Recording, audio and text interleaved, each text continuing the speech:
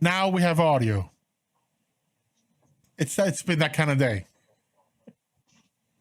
It's been that kind of day. As I was saying, thank you everyone for joining us for another episode of Aetherseed Cycle of Stars, our D&D live play game using D&D 5th edition and set in my wonderful little world of Telia.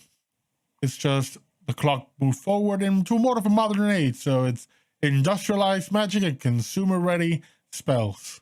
Everyone can buy a little thing that you put in your pocket. Hey, you can cast cantrips. And if you in your phones, you have magical items at your disposal. And so, of course, everyone can do heinous shit. Before we get on with the game, we'll go around the room real quick and everyone can introduce themselves and who they are playing. Let's do it clockwise on the overlay, so starting with Ash. Hi, I'm Ash. I'm playing Dagobert, Lightfoot, oh god, it's been one of those days again for me. Halfling, kind of wanting to kill a cop at the moment. That seems to be a recurring Pretty much every session. Yeah, pretty much. Next up on the overlay is the cop. That's me. I am the cop. Hello, I'm Nate. I'm playing Errol. I am the cop everybody wants to murder.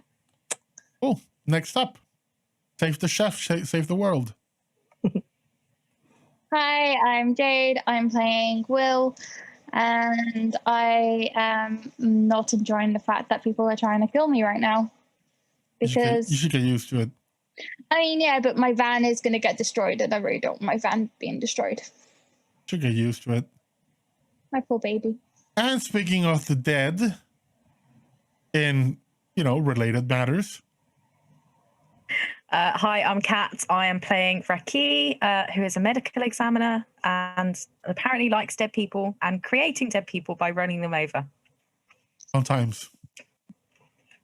So last time on Aetherseed Cycle of Stars, everyone was enjoying, more or less, their downtime. Will went home, had some meeting with her family, picked up her things, talked to an investor and potential ally, and decided to make the drive back to Meru to reunite with the rest of the group. RaQui continued her investigation using the expansive library of the Seekers Guild, being so into the zone in her research that anything that happened around her didn't matter. Dagobert decided to follow Errol and stop him from getting into more trouble, but lost him as soon as he left the door of the Seekers Guild, something he wasn't willing to do because, there's people trying to kill them. And Errol, well, his father had an unfortunate encounter with an impenetrable object and effectively became a crash test dummy. And is currently in the hospital with horrific wounds and a full body cast. This led to some uncomfortable interactions with Errol's mother, as tends to happen. And he spent the next couple of days following up some details on the investigation and doing a bit of praying, hoping that someone up there, the Hearth Mother in particular, the goddess of community and the hearth and family, would, throw them a bone. Will, on the other hand, was driving home, having fun, just listening to the radio and singing along, when she began to be accosted by bikers, members of a biker gang that were trying very hard to take her off the road. She called the rest of the group, and with the help of the Seekers Guild, they managed to teleport Errol's car directly onto the road, just 50 feet in the air. Teleports may be slightly inaccurate when you're in a rush. The fall was perfectly handled by stunt driver RaQui, and Dagobert realized that buckling up would be a good idea. Sadly, Errol didn't have the speed to make that happen. So as they landed, he bounced around the car like a pinball and nearly got himself knocked out. Still, the group managed to get rid of some of the bikers, and one of them, RaQui, ran over him and thoroughly killed him. And now they are still in pursuit. There are about 4 bikers left. There were a couple of more, but they've now, seeing that they've been boxed in, have actually driven away and slowed down your car, Errol's car actually, passing them by while 4 bikers remain between the 2 cars. As we explained the rules last time, each car is a unit. The people in the car can take the actions correspond to that unit. Will, you can take your action or your bonus actions and everything, and you do what you do. For those in the car, only one of you can take an action, only one of you can take a bonus action. And that constitutes the action for the unit, for this scenario. There are 4 bikers in front of you, and those in Errol's car, and behind you. Well, as they are boxed in between the 2 cars. You act first, you decide what your move is, they follow with their own actions. So we will return to the top of our turn and go for Will.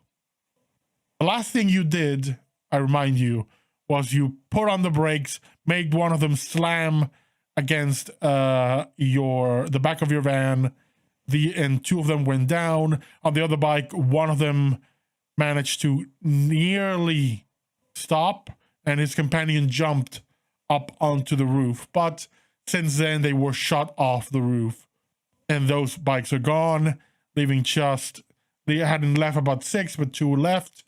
And now you have those 4, and you're still running down the road. You put in the brake and then kicked back into gear.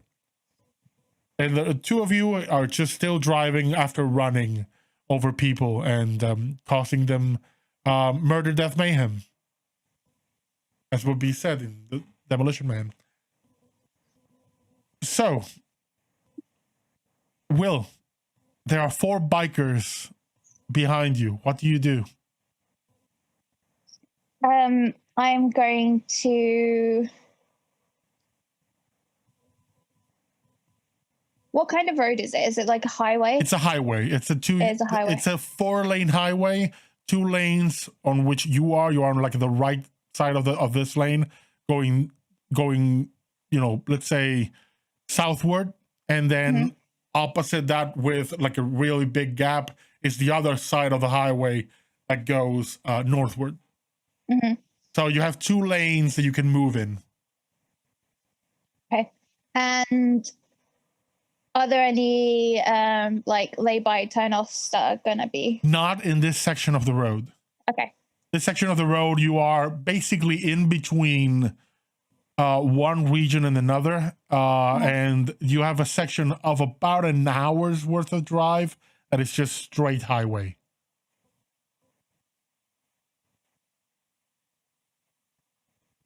Okay, I'm gonna drive straight ahead, like just drive fast again, try and build up some speed. That's all? And maybe try and knock someone off their bike if they're close to me. Right now, they are near your tail, but they're not coming around yet towards near. You can still, if you have cantrips, you can cast them, of course, or any of your spells, if you wish to use them. You can still use them. The only thing I would require is you make a drive check to be able to cast the spell and continue driving without... Because it's kind of like, it's a bit of a multi-action there. Yeah, of course. Am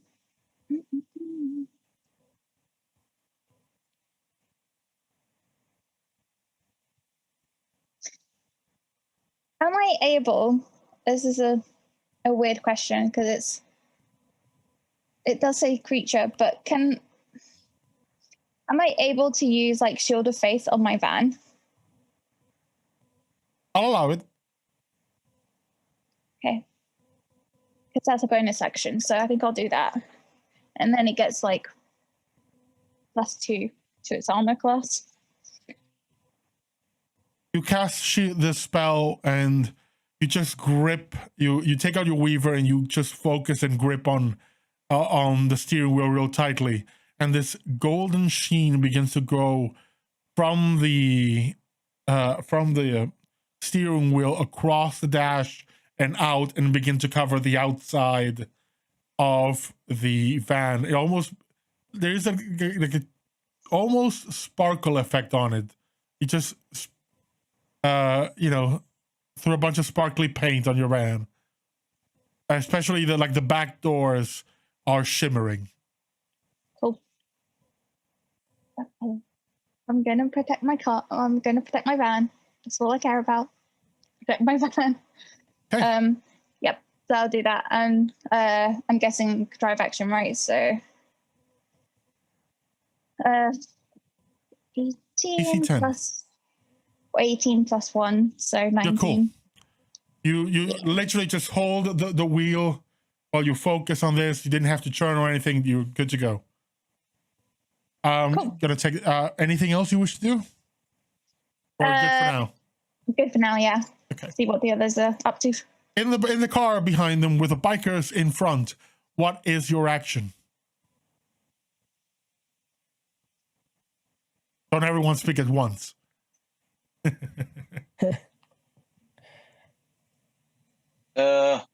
think I'm the only one with ranged attack, aren't I? I do remind you can also use the car as a vehicle. Sorry, the car as a weapon. It's been used before as a weapon, and it also been used as a vehicle, but you can use it as a vehicle for mayhem as well. Just saying. I have got some ranged spells, but I think I'm better off saving my mana for if Errol decides I also remind you that this car does allow for optimization of the engine via the expenditure of mana. You can create literally a boost of speed just by pumping some mana into this. For those watching, we use a mana system instead of spell slots. Yeah, I'm not very useful in this situation, so just I'm you just have a gonna gun. You can use a gun if you like. yeah, I'm not going to do that. I'll probably blow myself up with my -1. God, Errol's fucking useless. Yeah, I'm just going to let you guys. If you guys want 2 actions, I can action surge. I'll allow you to spend an action, your action search for this, if you like.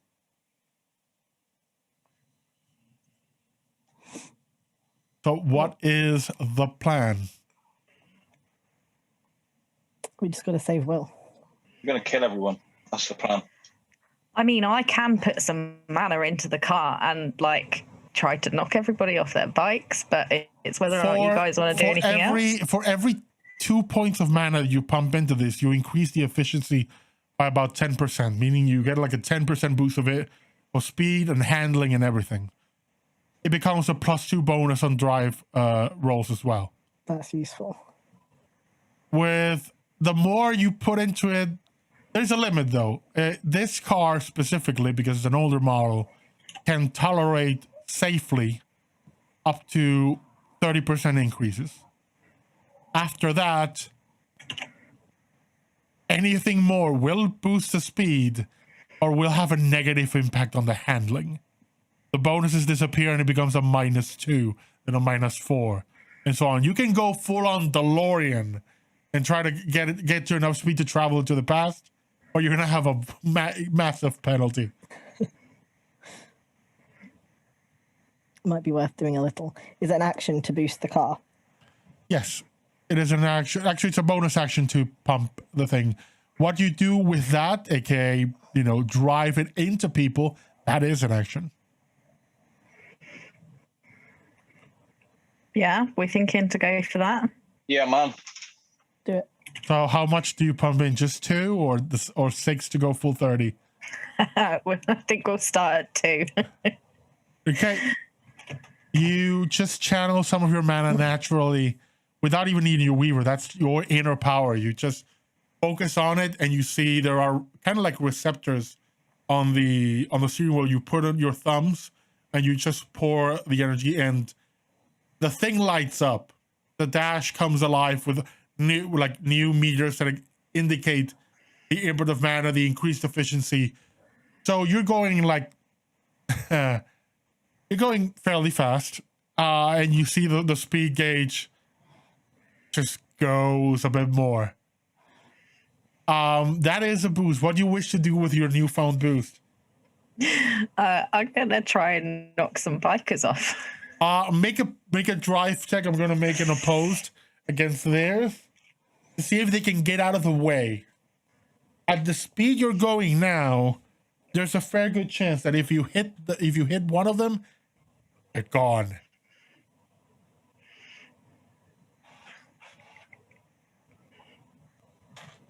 So I get an extra +2, right? Because I put the 2 mana in. Okay. Is it a free action to like shout out the window? Yeah, of course. I'm just gonna shout out the window, like pull over, cease and desist. They've been warned. Awesome. They will now have advantage on the roll because you've warned them that you're coming. I mean, they knew we were here. We dropped down. Yeah, but they didn't know you were. Because she goes, starts gunning the engine, and you go, "Hey, pull up!" I pull over. Thanks, Errol. I don't care. Thank you. Fucking cops. Good job I rolled well. Cool. How much did you roll? 22.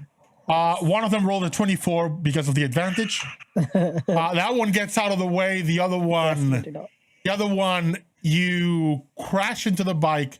The bike flies to the side, and this guy just falls a few meters up in front. I'm going to leave it to you if you just keep going in a straight line. Or if you swerve to avoid him. I mean, Errol was pretty upset that I ran over the last one, so I'm gonna swerve a little bit. Yeah, I guess. Okay, I'm gonna you need to make another drive roll. Okay. Guidance yourself. Well, that one's not so good. 10. 10. Him. You have a +2, remember? That's with the +2. Oh, +2. Wow. Thank God for that. The swerve makes you crash against one of the barriers on the side. I need all of you to make let's make a Constitution saving throw. Well.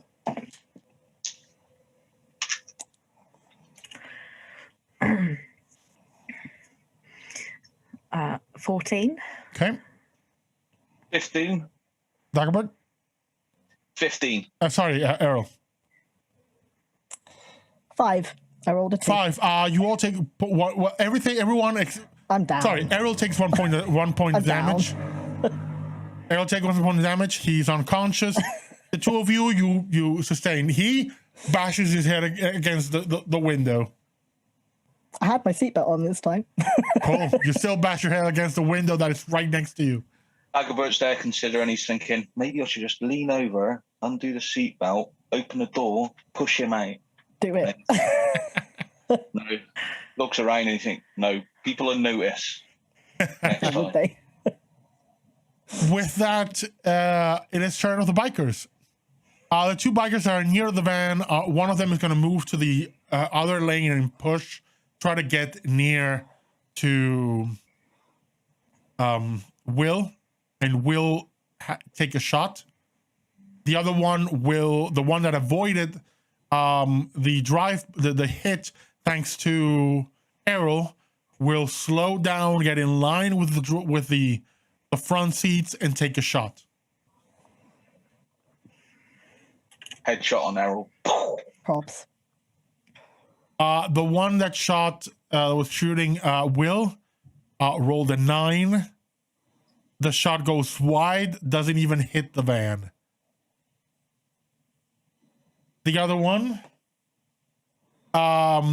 is fumbling with the gun. The gun discharges at his own bike, flips over, and is dead. Roll the natural 1. The goddess, she's on my side. It's the only way it could go. It was just like fumbling, trying to get it was a shotgun, like out of the holster, and in pulling it, no trigger like responsibility. Had a finger on the trigger, pulled the trigger. So literally just shot up his own bike, and well, that's all. We come back to you guys. Will, you have one biker near you. Oh, I forgot actual one biker. This biker is going to... I'm going to try this. He's going to try and ditch his bike to jump and grab onto the back door of your van to see if it can go in that way. Okay. We're going to make a drive roll for him first to see if he can keep it steady. And then an athletics check, DC 15, to see if he can jump onto the van. Do you have any bonuses left over from the last stream? I'm sure you had. I have a bonus. I have cleared our bonus history for now because it was getting a bit full. Okay. In fact, I'm clearing it after every game, but keeping a note on how much there was for each game. So here's the thing. You've all seen it on the DrakeNet. You've all seen it on the ArcNet. Those videos where the cat is about to jump and then jumps and doesn't even reach 10% of the distance. Mm-hmm. This guy doesn't even get to that. He's on the bike, just going straight up, going this is the move, and he puts his feet up on the seat of the bike. He's going steady, then he lets go, and he's not so steady anymore. And just wobbles. The bike falls on the side, slides. He falls front first, face against the asphalt, and the bike just then crumples him. And that's one biker less. Most of these bikers have taken care of themselves. Honestly, we didn't even need to turn up. I mean, the first few, you actually did something. These are just... True. They're not being really successful. That brings us to Will. There's only one biker remaining. It's on your side. Has a shotgun out. How close is he to my van? He's about 10 feet. Like really, he's literally on the other lane. Can I drive closer? Sure. So I'm right next to him. Sure. And then can I open my door and hit him off? Make an attack roll.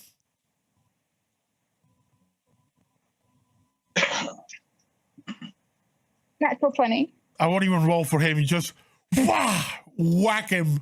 You're all from behind watching, seeing this biker right next to Will's window, raising a shotgun, like had a shot that went too wide, but it's now like getting close. And you see the van slowly, casually coming very near. You're thinking it's too slow for her to ram him. What's going on? And then you just see the door open, whack, and it's like hitting the bag with a bat in Smash Brothers. The bike continues on. The biker goes off. Yes. He goes off into the bushes. He's done. Thank you, guys. You close your door. There's a dent on a door. You might need to fix that off, but maybe it was worth it. It was definitely worth it, and I'm just like, thanks, girl. So I'm going to you all at this moment. I will give you a short rest. While I'm going to ask you, do you continue driving behind Will, or do you move to drive by her side? Since these are two lanes, we're heading in the same direction. That's a question I need you to answer.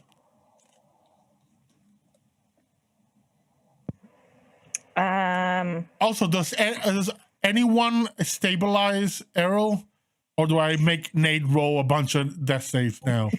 No, I guess I'll stabilize him. Okay. I mean, if you stabilize me, I'm still unconscious, so I'm But not. you do not have your a short problem. rest, so it will allow you to roll hit dice and wake up. Okay.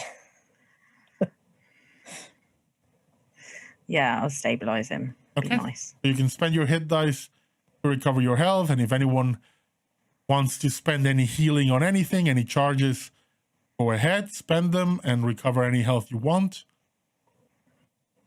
Yep. If you have mending, you can use it on your vehicles if they've taken any damage. And let me know, and also answer me the question: are you driving side by side, or in line? Whilst we're taking a short rest, can I use Song of Rest? Sure. So anybody who can hear Raqui's awful singing whilst we're driving along at the end of a short rest. Raqui's just doing karaoke off the radio. Absolutely. It's just singing "It's Raining Men." You guys can regain an extra 1d6 hit points. I'm roll gonna. I think you roll it, and then we all get that amount Oh, right, wrong dice. because it's your spell. I'm gonna slow my van down to like get next to them, roll down my window. We're like, are you guys following, or are we staying like this? But I'm gonna shout it. I guess we'll follow. So you're gonna stay behind her. Yeah, we'll follow in tandem. Okay.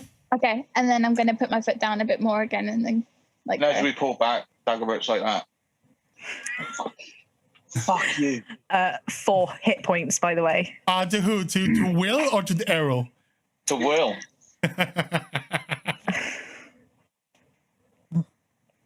As you're driving, listening to what could be a very questionable rendition of 80s classics, you begin to hear something following. You turn behind and there's nothing. You begin to hear chords of a guitar. It's an electric guitar. You begin to hear music. First guitar, then a bass, then drums, and then the heavy metal begins to just sound off, and a veil disappears, and you're being followed by 24 bikers. 6 of which are carrying a platform on which there is a guy with a guitar, 2 with a bass, and a girl with a guitar and with a drum set. They have mics. All right. And they're carrying a banner that you realize has been the symbol that more or less is on all of these bikers. And it's the symbol, like a typical rounded symbol of a biker club that has a metal wing, but it's not like the typical like Bahamut, very pristine wing. This is like corrugated metal and beams and just gnarly metal. And it just says Steel Drakes. And it goes, Steel Drakes! Do I know anything about these? Make a history check. Anyone can make a history check. Dagobert and RaQui, I'm going to give you advantage on that roll. Where were you in that time? History. I got natural 20, so 24. 18. 6, even with 9. advantage. Okay, so how much was that, RaQui? 24. 24. And Errol? 18. Errol, you know that the Steel Drakes are a biker gang, largely criminal. Like they're the stereotypical biker gang that deals weapons, drugs, everything.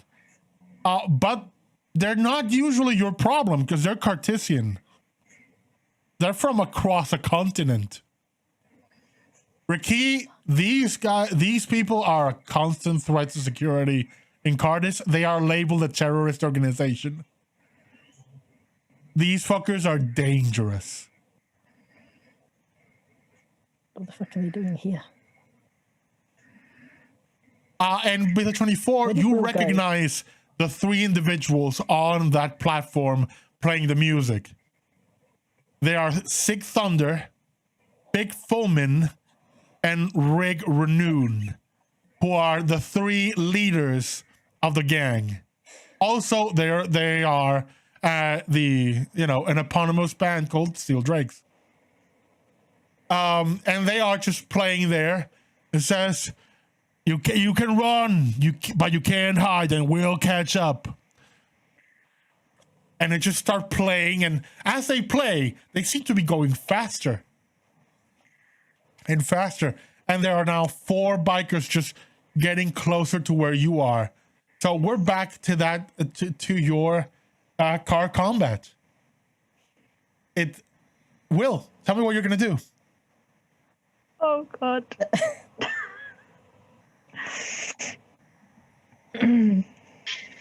Are you fucking serious? There's a stretch of highway in front of you, trees on the sides, just passing by at full speed, shrubbery on the sides. Of course, the guardrails for the highway. And you are driving, and your buddies are behind you, and these bikers are coming up on the side lane, moving towards you.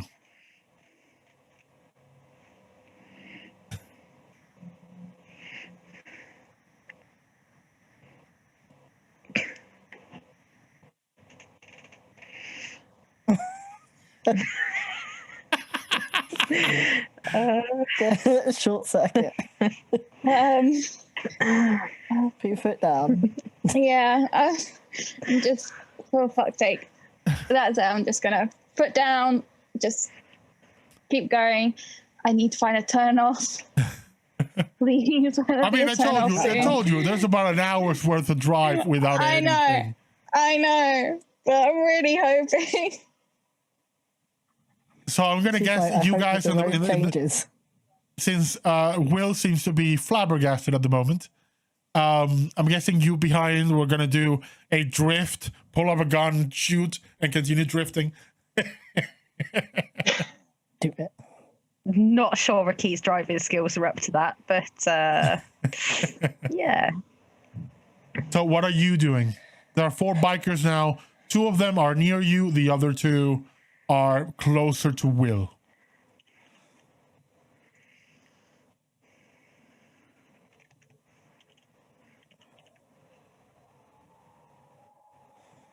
Oh dear. Where the fuck did Will go? Why are the Steel Drakes chasing us? This is not their territory. They're not my fucking problem. They are fucking now. Maybe you should show them your badge. Maybe they'll stop. Yeah, I don't think so. Do you know what? I'm done playing good cop here because this is stupid. What the fuck has she been doing to get them on her tail? I don't think that's the question we should be asking at the moment. I think the question should be, how the fuck do we get them off her tail? This is your cop car, right? Have you not got any of those things that you can throw out that pierce tires? Like, you're a cop. You mean like the blockades? I don't keep them in my boot. Why not? You never know when you've got like loads of motorcyclists following you. Because they're very big, and this car's not that big. It's not the point. Can we aim for the tires? See if we can just knock aim the for the platform tires. over? What, have you got a rocket launcher in the boot? No, they're not. No. Have you got anything helpful in the boot? You want to try using it? Yes, I have armor in my boot. I mean, if it's car armor, that might come in handy. I'm going to let you all process this. You've seen Errol get into scraps with you so far. His armor is in the back of the car. I'm just going to leave it there. I'm just going to leave it there.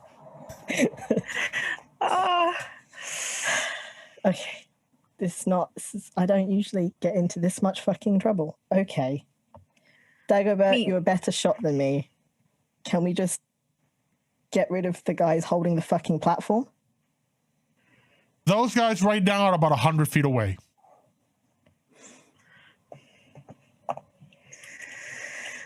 They're in range. Go for it. Just. Okay. I'll aim for one of them. Wish Take me your luck, shot. guys.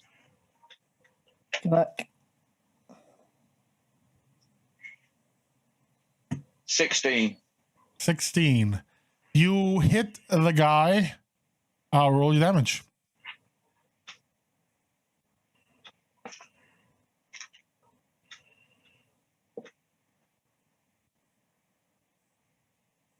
Eight damage.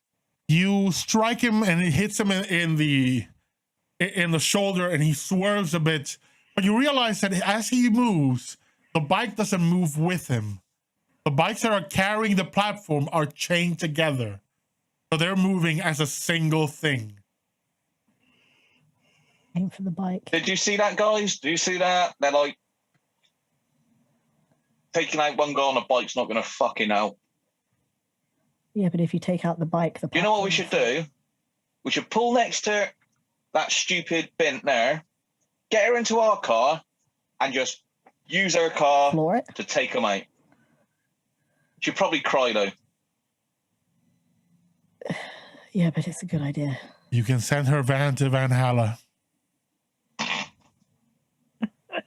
Car's definitely faster. We can pump more mana into it as well. Oh, It's then Okay. with that, it comes to the bikers. The bikers are going to take shots at Will. What the fuck has she done? What did you do? That does not hit. That does hit with the 22.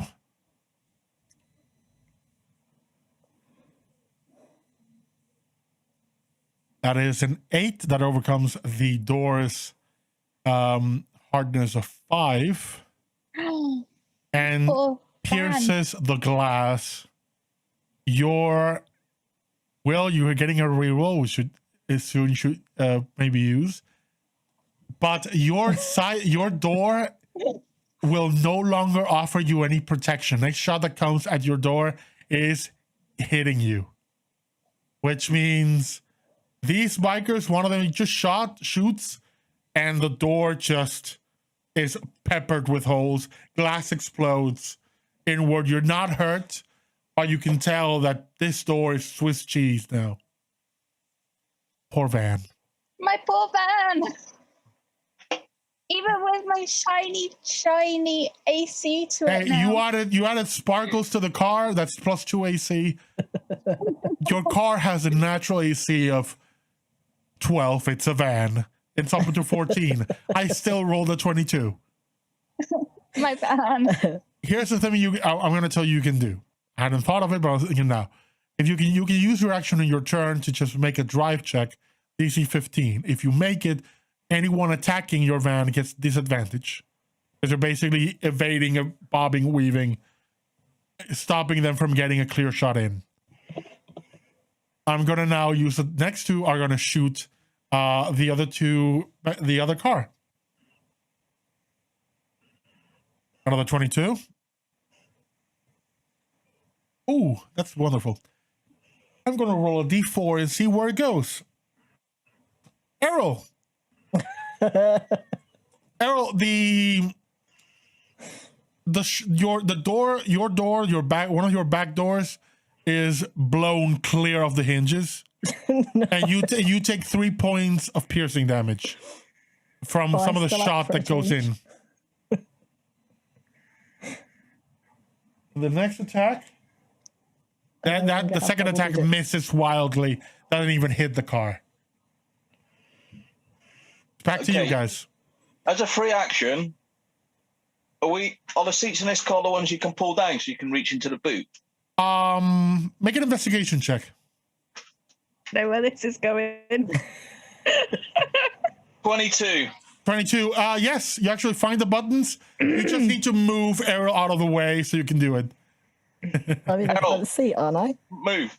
No, you're in the back, aren't you? I swear I'm in the front seat. Maybe I'm in the back. I don't know. I could be in the back. I'll And I move. pull the seats down. You pull the seats down. What do you do? Grab the armor. Put that on.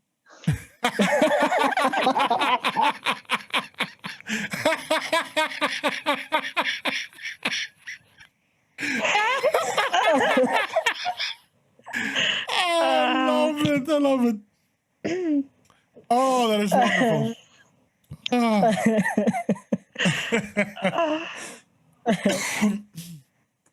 Absolutely love it.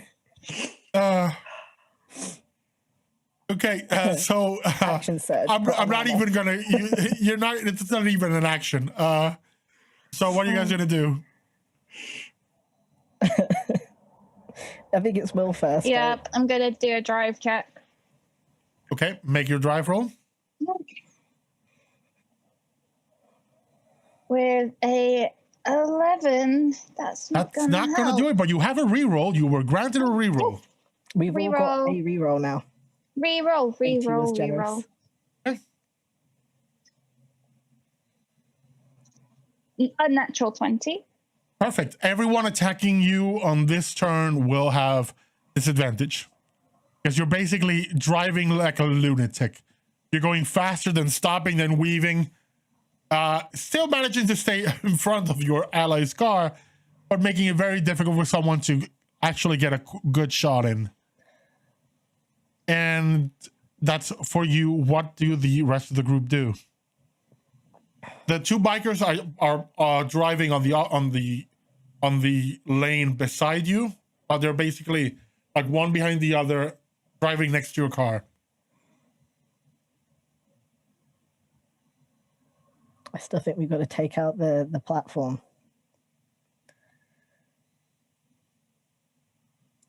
I don't think I have anything that can do that. I don't have You have a gun. You have a gun. Yeah. I have a gun. Whether I can shoot it. That's not. I don't think that's a factor. You're a cop. Try. What's the point in having it if you're not going to use it? I mean, I've got +1 on my drive and I'm doing really well. Okay, you know what? Fuck it. I've got an action surge, so Dagobert can go too, but I will attempt to shoot one of the guys on the platform. I'm only going to remind you one thing because I'm a very nice guy. There are two bikers right next to your car with shotguns. One of them just blew one of your doors off with me, which means next time if a shot comes to you, you're going to take full damage. Are they like right next to our... They're riding, they're by side your car. Okay, fuck I it. just said that. Is before you both shoot, is the drive check an action as well? If you're doing it for avoiding, it depends on what you want to do. So the same as Will for like weaving and swerving. That is an action. Okay, if you're, is it I've got an action surge, so we can do two things. We only once, but we can do it. I'm going to suggest you can also just try to slam your car into these guys. Make it a drive checks. I was going to say I could whack out the Warhammer and just crack them off of there. That would be a melee attack, which I could actually We do. have a few options. You have options. You just have a limited pool of actions. Putting on my armor an action. Yes, because it's a heavy armor. But I'm allowing that to be something that can be done in between turns. It simply means you cannot you cannot be part of the action this round. That's all. Okay, well maybe I'll do that. I'll put on my armor and then I'll action surge. So you can both do something. Because that's a free action technically. In which case, Dagobert, do you want to take another shot? And I'll do a drive check. Yeah, I'll shoot one of the ones nearest us. Okay. Do you remember what my heavy armor bonus is? That is 15. That hits exactly.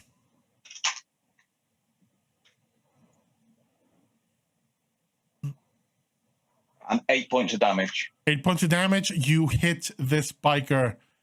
And I need to make a drive check for him. He rolled fine. You hit him, he swerves, but manages to stay in control of the bike. He looks very hurt, though. RaQui?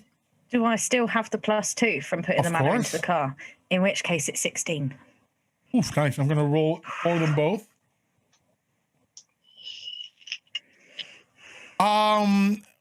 You take a little, you drive a bit to the right just so then turn the wheel fully to the left. This car turns and just slams into both bikers and crashes them into the barrier.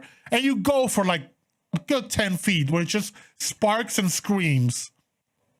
And then you pull away and there's just pancakes. And a smear on those rails, and the bikes just flop to the ground. RaQui's just not going to look at Errol. Just carry on driving. I'm going to make a roll real quick. Errol, there's definitely a splatter on you. Oh, God.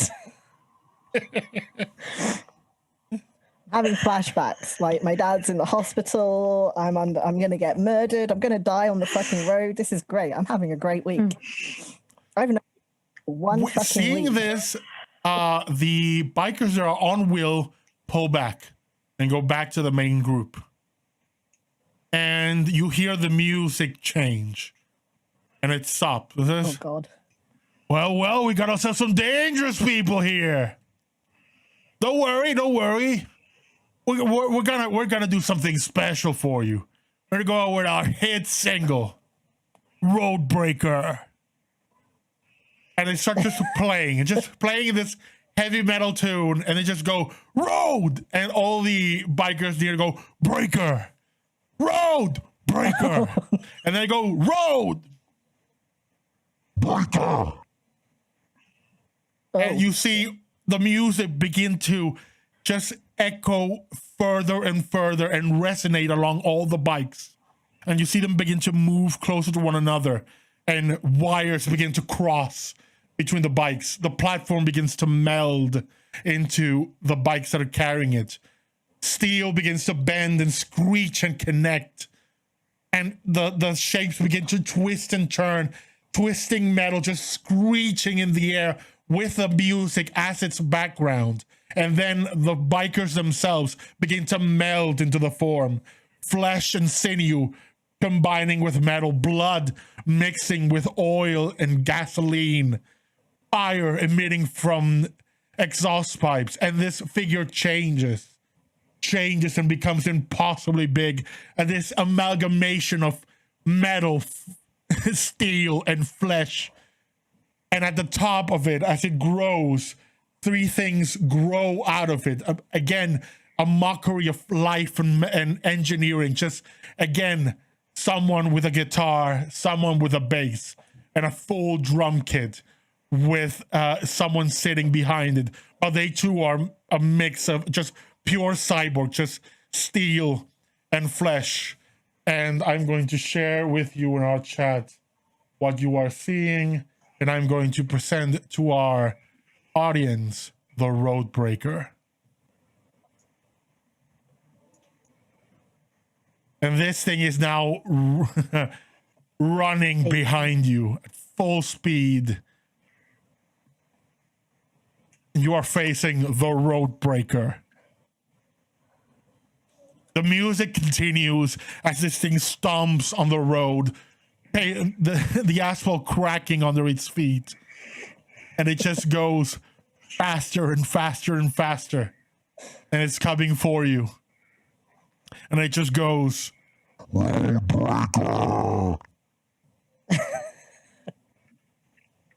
Thanks, Will. Yeah, thanks. Thanks, Will. It's not my fault, okay? Just so you know, here's another look of the Roadbreaker. I blame the person in chat. This is the Roadbreaker. This is what they're fighting. Oh, look at its little mouth. Oh no, I don't like it. That's horrible. So that happened. That's gross. And now you are facing this creature. Now, here's where this changes. You are still in your cars. Now you can all take actions normally. But anything doing with driving is still whoever is driving's action. So RaQui, you're the one who can do things with the car. Same with Will. The other ones, you're free to do as you will. To will if you want to. Shoot the radiator. I can only say Megan understands my need for the grotesque.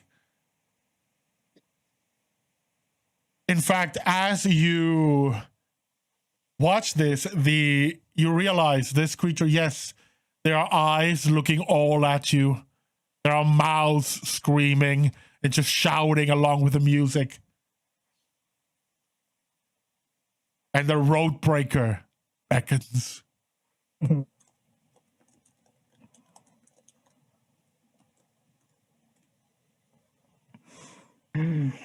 Well, okay. Do we all want to roll initiative? No, we're going to handle it simply. You guys take your turn, then the road breaker responds. Okay. So, Will, To I give guess you you're first. dimensions, this thing is 150 feet tall Oh, shit. and about 30 feet wide. It takes up both lanes on its feet. And it's just that tall.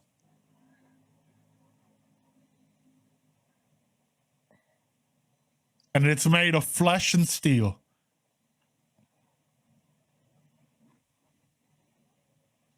My life.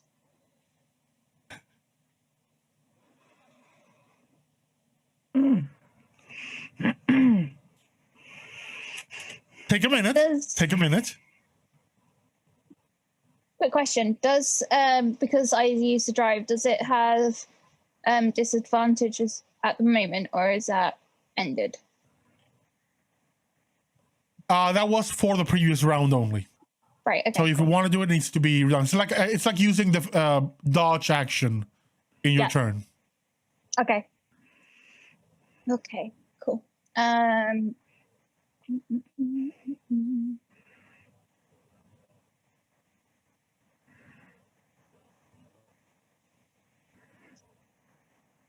hate my life right now. I'm gonna see how fast this thing travels first. I'm gonna just floor it, see what happens. Drive. Engine explodes.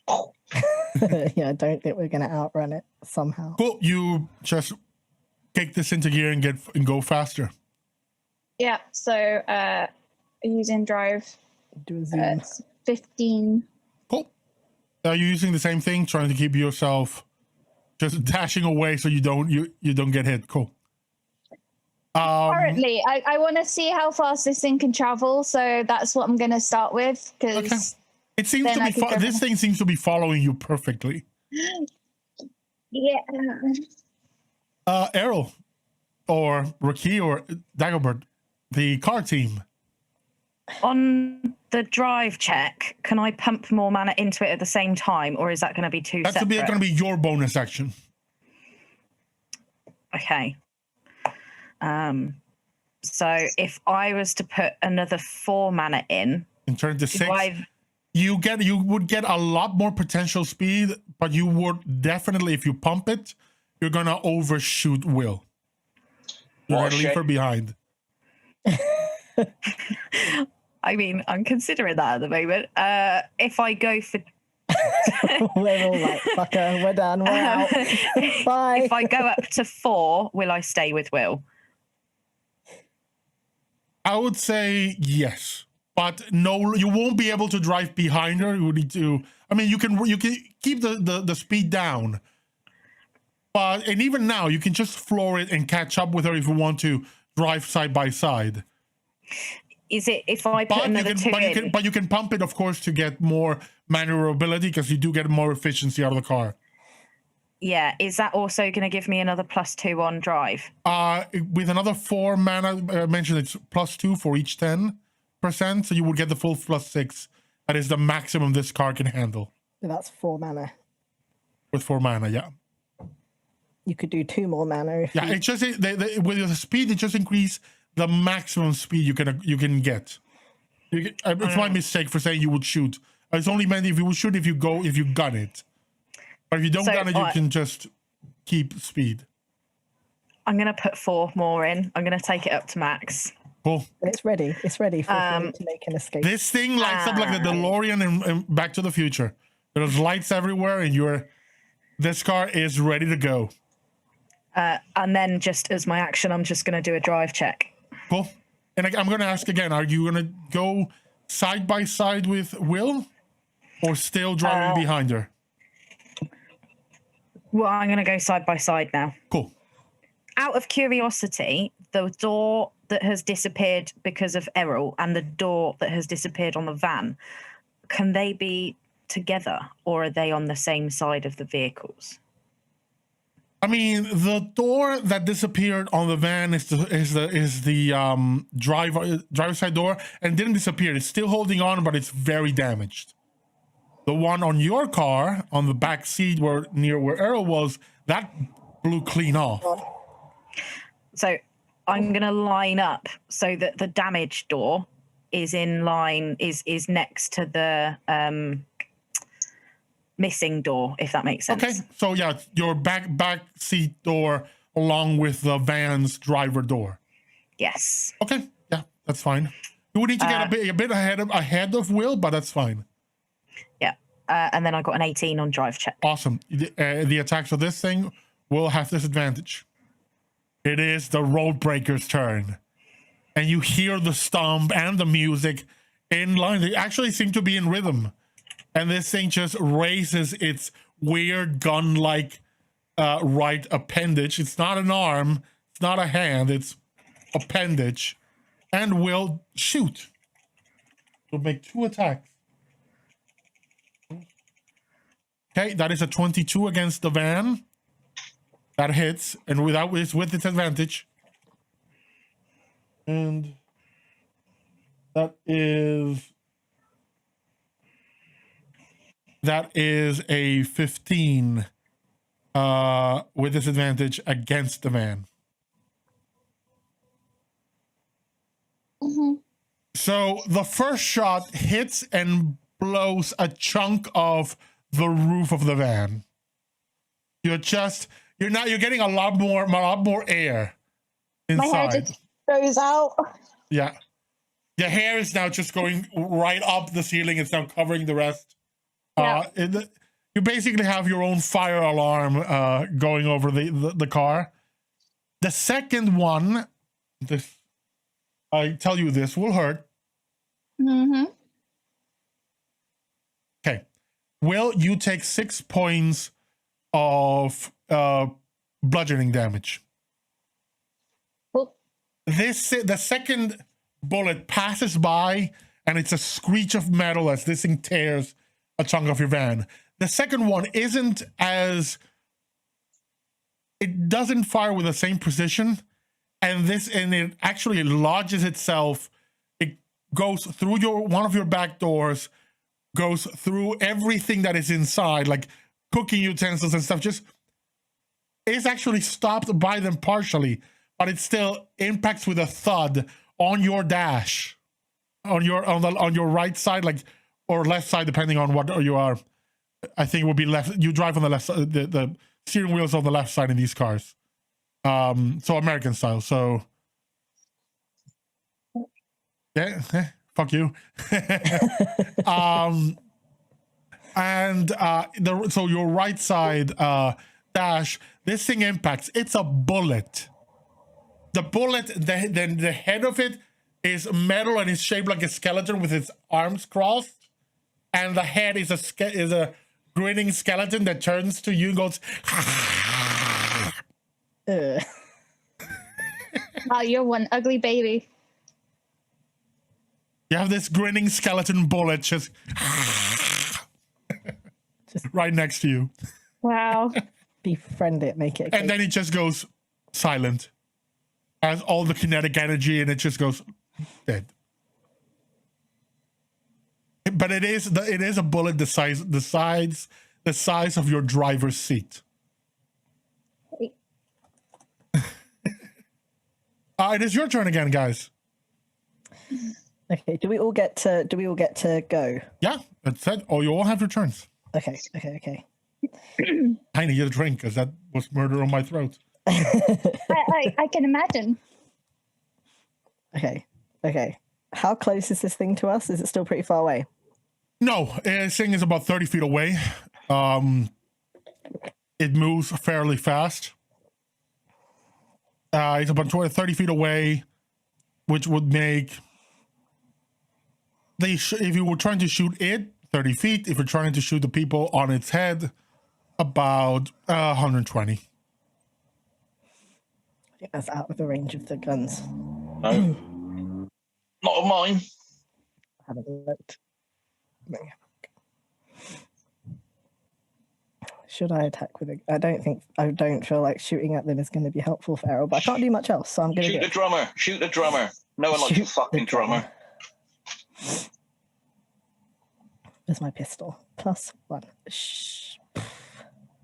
Right.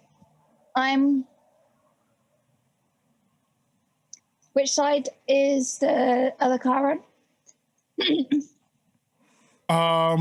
Driver's side. Yeah. Okay. American style, not Yep. English style. American style. Right. I knew it was gonna throw you all off. Oh, right. Okay. Cool.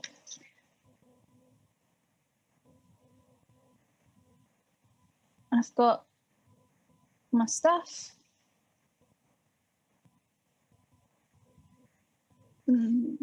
Let's just go for a Hail Mary. Right. Grab my bag while still holding onto the steering wheel. And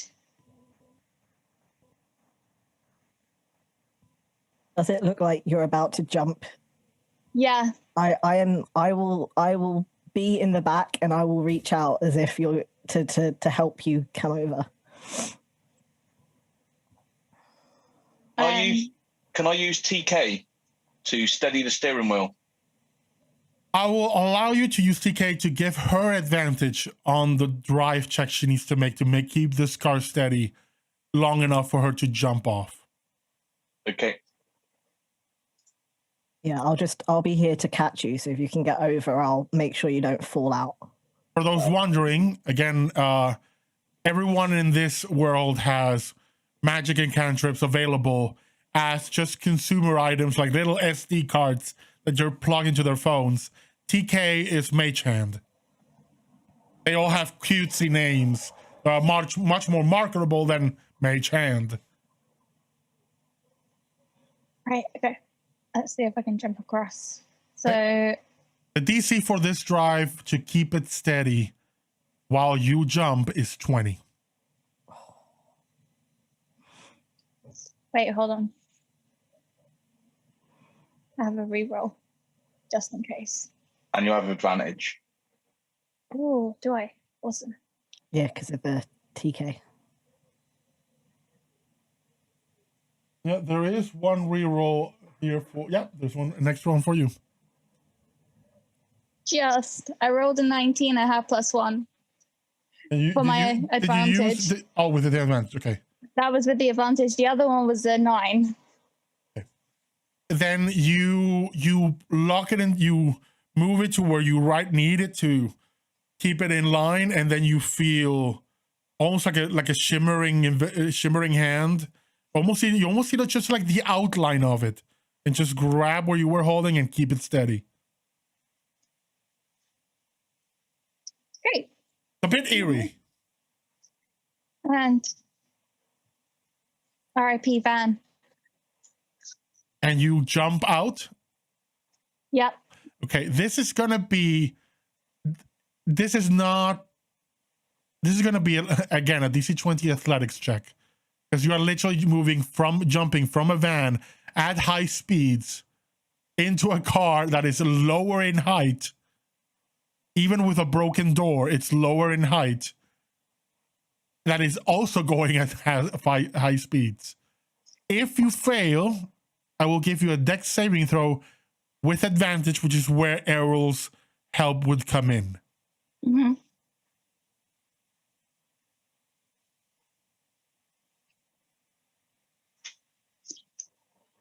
Nope, nope.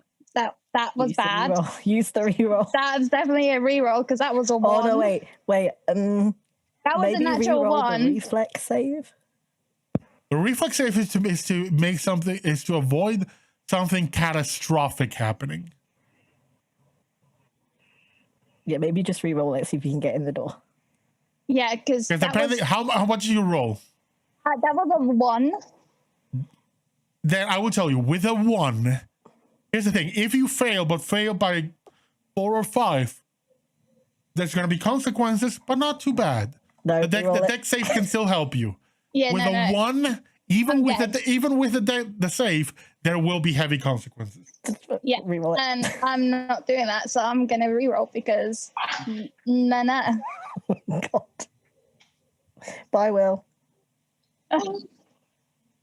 R.I.P. We'll bury you.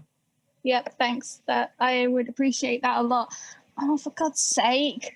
But was this a 2? No, this wasn't a 2. This was a 7.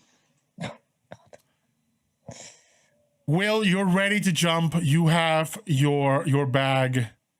You have even grabbed your own hair, kind of pull it close. But as you go to jump, you slip. And instead of jumping the right distance and the direction, you are looking to fall straight into the middle of both cars. I need you to make a dexterity saving throw, DC 15 with advantage. I'll try to reach out for you. I want to make a sleight of hand check, pour some oil where she's going to grab.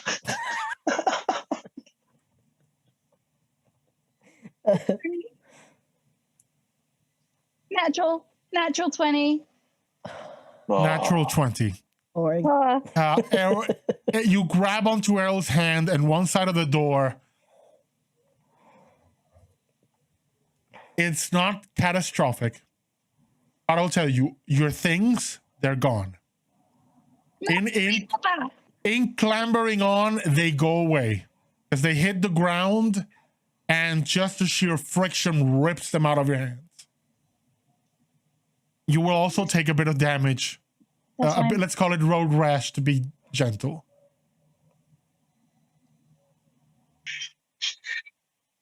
You take 5 points of damage. Does she still have her weaver? Of course she does. That's in a pocket. It's the important bits. You... That hurts a lot.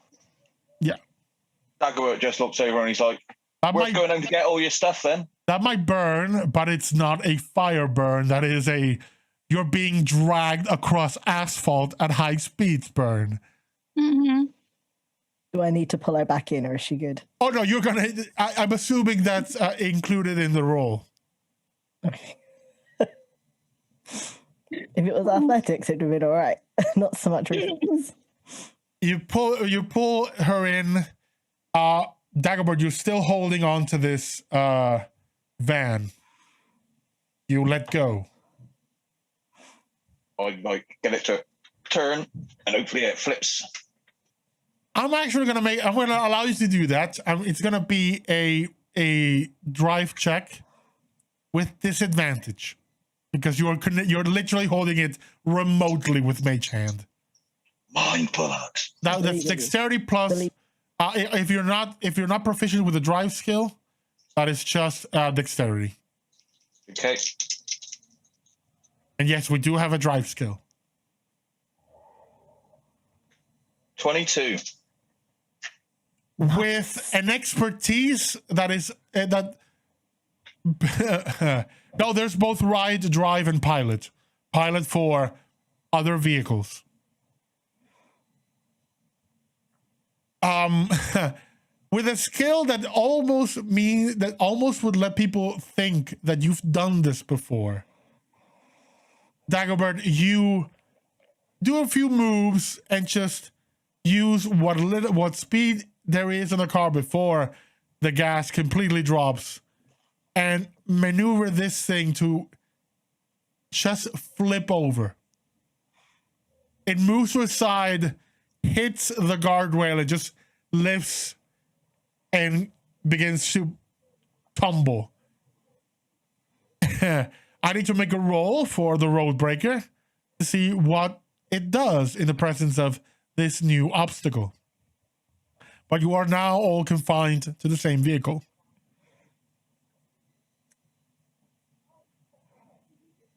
I rolled a 27 with the road breaker. Your car is stumbling towards it as it's gunning for you, the heavy metal still playing atop it, and it just smacks the car into the other side of the highway. You see the van, dun, dun, dun, dun, dun, and just lands in a heap.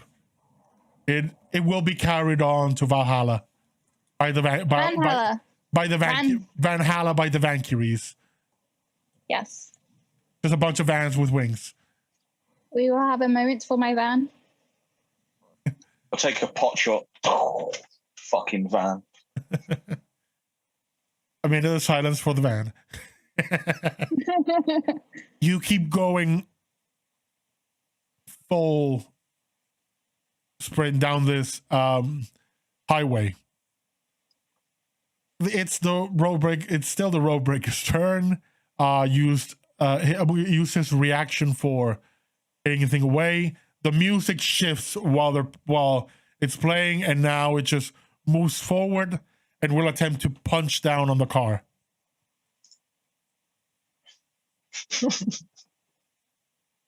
Because of the disadvantage, it only rolled a 12. The armor class of this car, which is smaller and faster, is baseline 15.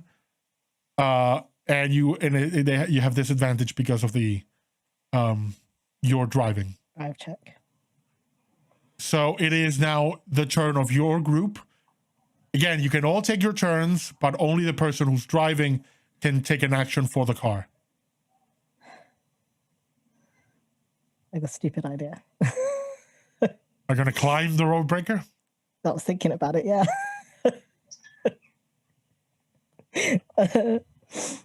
So this thing it slams its face, misses the car, and just hits the asphalt behind you. You just weave out of the way at the last moment. A chunk of asphalt goes away. It's just dirt. It's now they've got a new pothole in this highway. Does there appear to be any kind of a power source or anything on this thing? You don't actually make a perception check. Oh, sure, I'm great at those. Errol's great at so many things. Oh, okay, but that's not bad. That's pretty good. I don't think I have any. No, so 19. 19.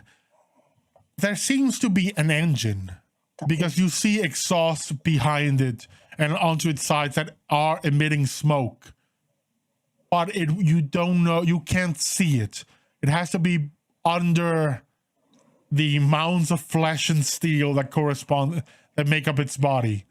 So you would likely have to dig in a bit. Okay. Guys, I think I'm going to climb the robot. Because that's not stupid. Well, I can't do shit from here. Shoot shit. They'll have a gun. You want me to shoot shit? So what is your action? What is your action arrow? Fuck it. I'm going to attempt to fire my gun because everybody wants me to be sensible. Okay. What are you shooting at? The main body or one of the people at the top? I'm going to try to shoot one of the people at the top. Okay. Drummer. Sure, the drummer. The people at the top, I will tell you straight away, have an armor class of 18.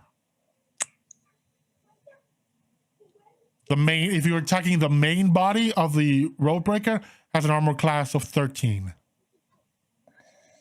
I'm going to start shoot. Do you know what? Fuck it. Now, the drummer has 2 arms. Just one of them is made of metal right now.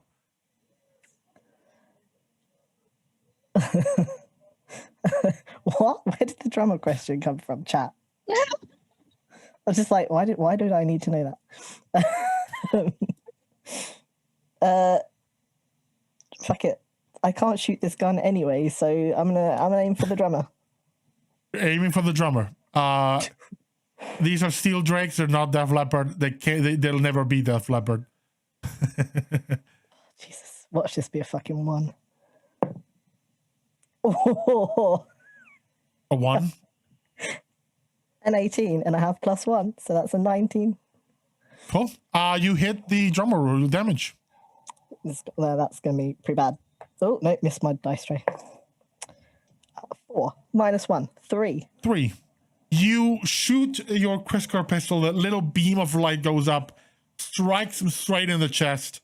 The light coalesces into the projectile like arrow that it creates, the crystalline projectile. And he goes back, and as he goes back, just comes back up, twiddles the sticks, and keeps playing. Okay, I hate this guy. He's taking 4 points. Hey, taking 4 points of damage, but it's going to take more than that to take him out. I hit him. You hit I'm him. impressed with myself. You hit him. Bonus action, second wind, because why not? Someone else go. I'm gonna shoot the drummer. Okay, everyone going for the drummer. Fucking drummers. 22. 22. You hit.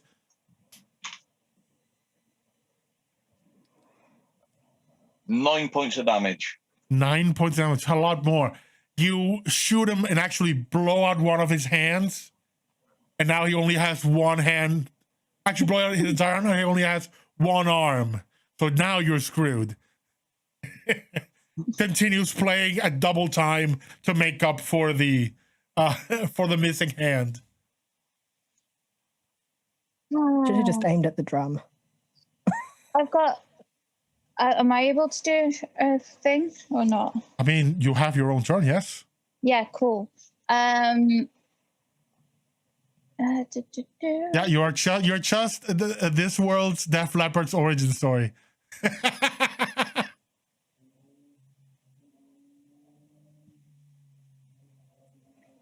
Right. Okay. So, how far away is this thing from me? The creature itself, 30 feet. Actually, no. Right now, it's about 10 feet because it has that much reach. Perfect. That's Up, exactly if you're what I trying want. to hit any of the people at the top, that's 100 feet. No, I'm trying to get this big monster thing. Okay.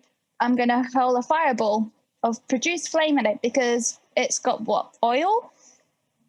It's like hitting a bike. There's oil inside. There's fuel inside. It's just partly blood now as well. So that'd be flammable, right?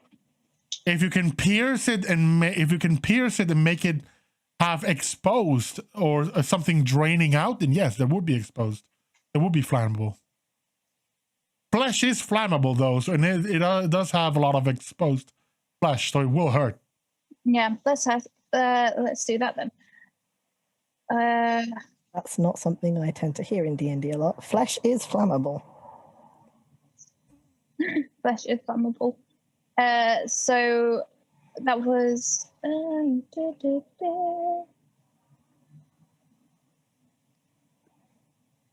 that was 13 exactly. That hits the construct. Cool. Reduce flame. 8 points of damage of fire. You hit this thing, throw this little ball of produced flame, and it hits it, and it hits it around the thigh area. It burns, and you see many of the mouths appear on it and begins to scream. Lovely. Great. Dagobert, you had your moment. RaQui, is there anything you're doing?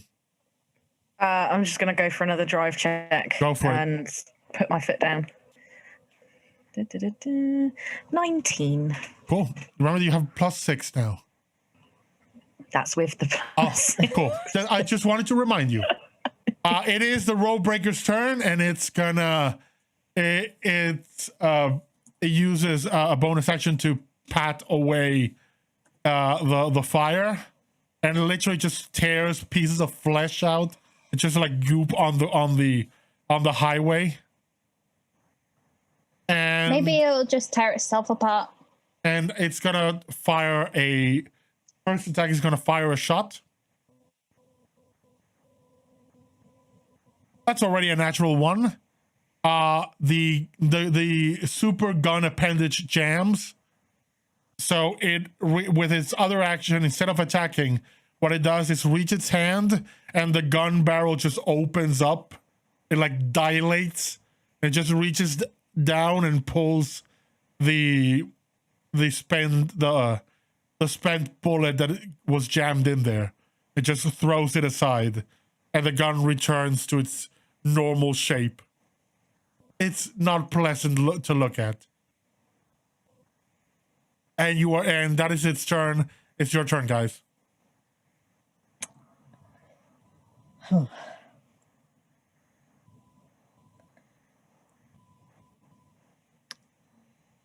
Right.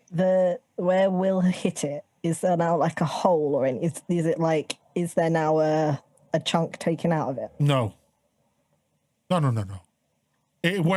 Will struck with the fire, it burned, and it just cleared away. Now it's just metal and more flesh and bone.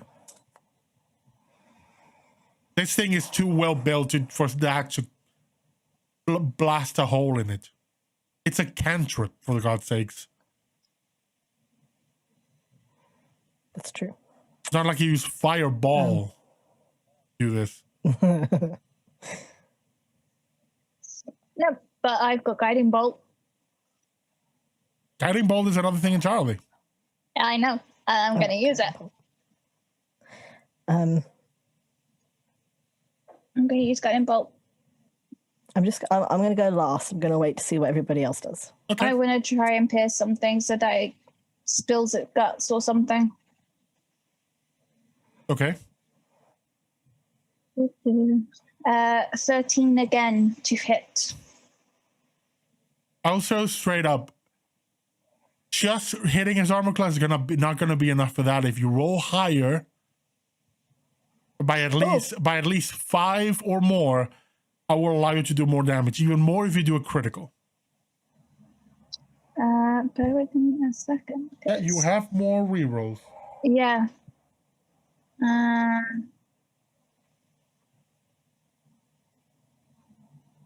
So I've used 2 rerolls. Yeah, we still have more. I have the list of what you have. Cool. You guys mind if I use a reroll? Nope. Do it. Cool.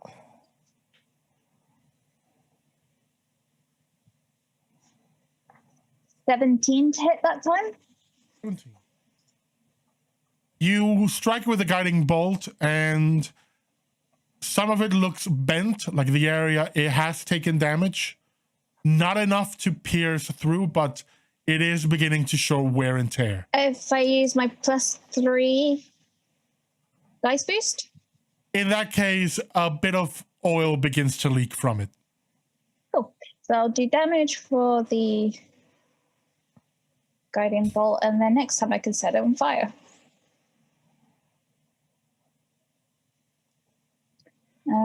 Damage is 4d6.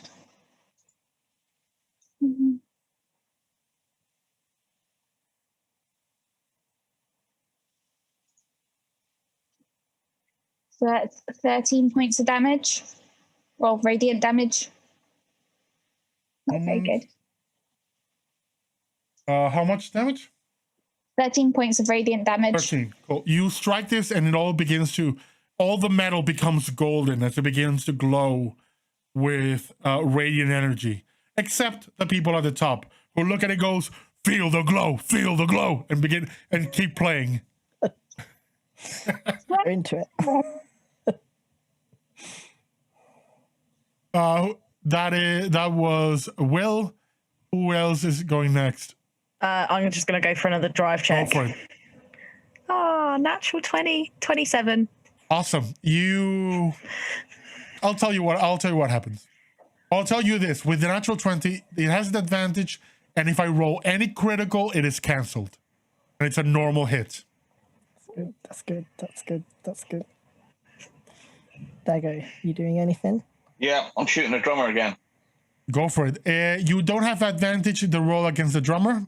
You would have advantage if you rolled against the main body. Okay. Natural 20. Natural 20, hit it. I'm gonna ask you something.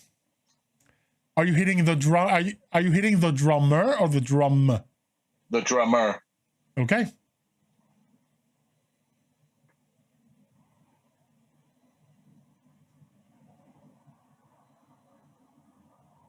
$13 points of damage. 13 points of damage. That would bring it up to 26 total damage. You hit this thing. You blow out its other arm, and it looks confused for a moment. Then he begins to bash his head against the drums to continue playing. And just blood and spatter just going up with every bounce of the head.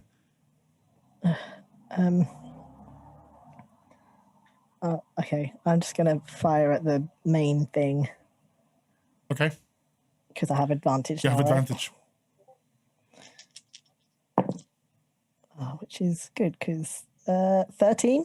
That is exactly its armor class. Yeah, I rolled a 12 and a 2. D6. God, shooting is not Errol's forte. Oh, great. Well, 1, I guess, because I can't do 0 damage. You all just hear the most gentle and beautiful and resonant with the music, ding, as it just bling, hits off the side and falls uselessly to the ground, the little projectile. It is the Roadbreaker's turn. It will make 1 attack. Should climb the monster. That hits.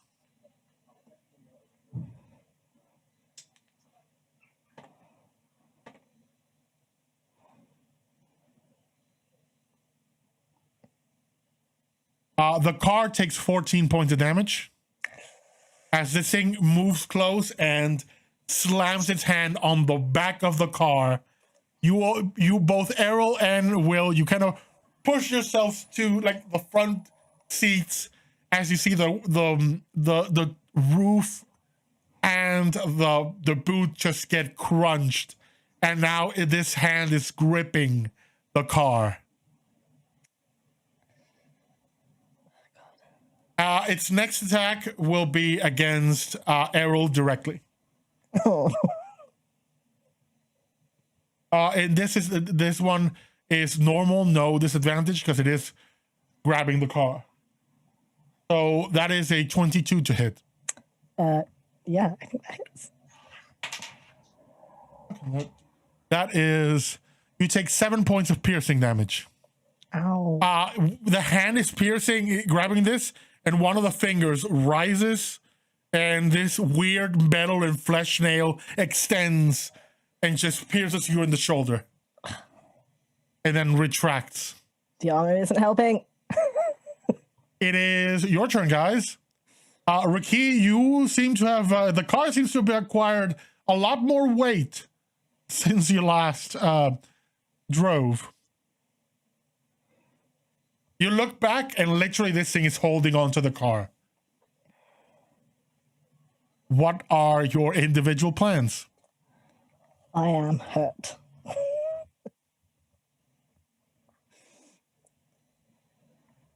God damn it. Okay, this thing is holding us, right? So I'm gonna bamf shield and warhammer. Fuck the gun. I'm just gonna whack it. Okay, make I'm an gonna. attack roll.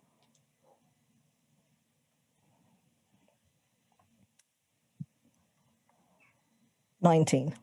19, you hit it. Your armor class is the same. It's still a gigantic monster. Nice. 10 points of You damage. whack one of the fingers, and it goes out, and then goes back in. You literally heard out, and then it digs back in. Ow, yourself. cure wounds on Errol.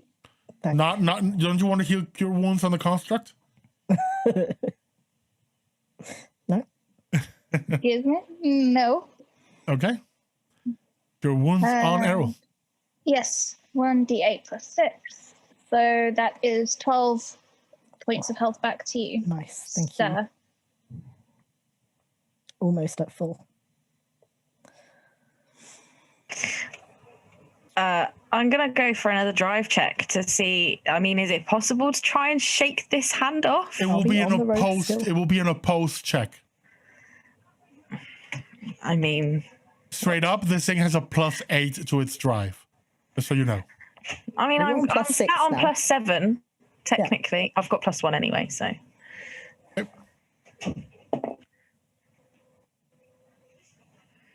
Oh, that you've got a reroll, Are you gonna use a reroll? and you have a, and I think you might have a +3. I don't know. I stopped keeping track of. Everyone has a +3. I don't anymore because it is But mine. not anymore. But yeah. if I use my +3, I'm on 24. You would succeed with that. We'll go for that. Okay. Thank you for the +3. We'll spend your +3. And with that, you manage to shake it off until the point where it has to leave the car. And then I'm going to slam my foot down on the accelerator. Okay. Well, use that as a dash action. You manage to get some distance with it. That brings us to Dagobert. People are spending these bonuses like crazy. I'm gonna shoot the drummer again. Go for it.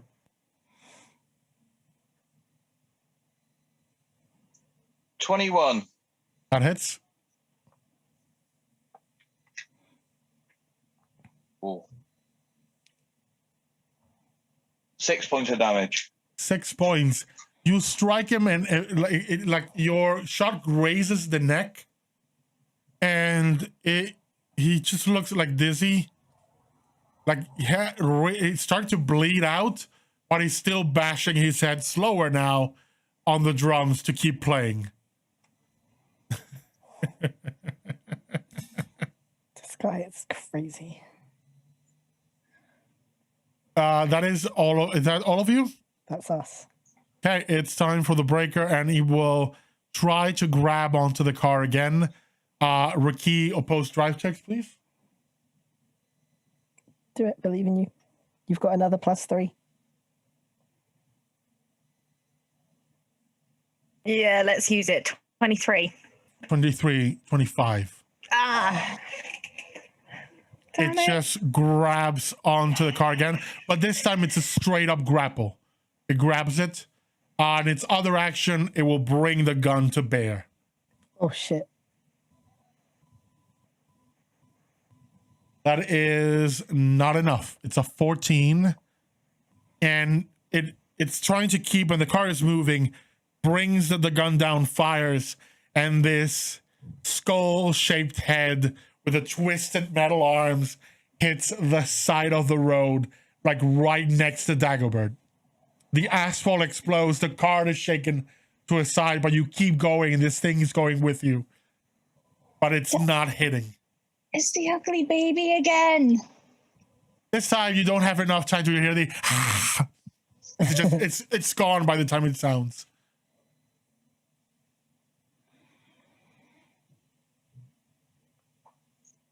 Oh shit. Okay. What the fuck, man? It is now your turn, You're guys. being grappled again, right? Yeah, car is grappled. The roof is gone. The back end of your car is paperweights. And this car is being grabbed. What is thine plans? Okay. I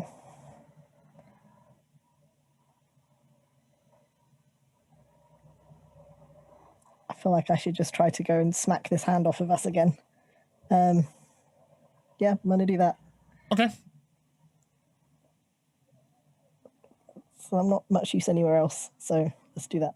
Can I aim for like the wrist joint to see if I can just break the hand off of the thing? You would have to move and climb on the hand because it's a fairly large hand to do that. Because right now you're hitting like this of the finger. If you want to hit the wrist, you have to clamber on the hand and hit it. Right, before you do that, You'll just Errol, let go and whatever I'll be you're on the going to hand. do, whatever you're going to do, before you do that, there is some liquid leaking there. Because I managed to get I can't do this. shit about that. No, but I can. Because I'm going to produce flame Okay, you again go and first. throw another fireball. I'll wait Okay. and see what happens. Yeah, I'll wait until the end. If the hand is still on For us, the then I'll do record, it. it's produce flame. It's not fireball. No, it says It's you literally can, a fireball, but not fireball. yeah, that's what I said. I produce Yeah. flame, but I Ball throw it of as fire. I throw it as a little fireball. But Okay. yeah. It's So the ball of fire rather than ball fireball. of fire. Yeah. Yeah, ball of fire. So that was a 19 to That hit. hits. And it's gonna set on fire with an 8 fire damage. It takes 8 fire damage and the oil ignites, and you see light begin to shine from inside it and fire to come out of the exhaust pipes. It's still going. It's only going to be taking 1d4 points of damage every round. No, As it's better than nothing. As it's becoming essentially a damage over time effect. It's fine. It's gonna die eventually. And you know now the chorus of all the mouths on its body has changed to feel the burn, feel the burn. It breaks out the workout wear. Oh, Yeah. Neon 80s leotards. just die already. Errol, are you gonna climb on the body? I'm gonna go last. If it's still there, then I'm gonna climb on the hand and smack the wrist. If you climb on and you fall off the car, I am not going back to get you. Just FYI. You can just stay on the road. If it moves, then I'll let go and try to land on the car. Okay. It's got to be athletics, right? I'm fairly okay at that. Daggerword. Yeah, RaQui, what are you gonna do? I'm just going to do another drive check because I just want to get away from this thing.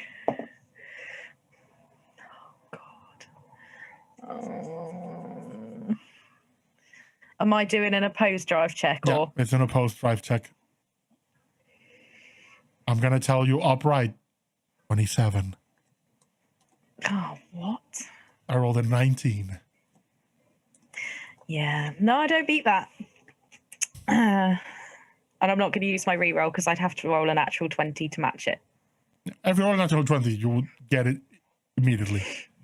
So this thing is still grabbing on.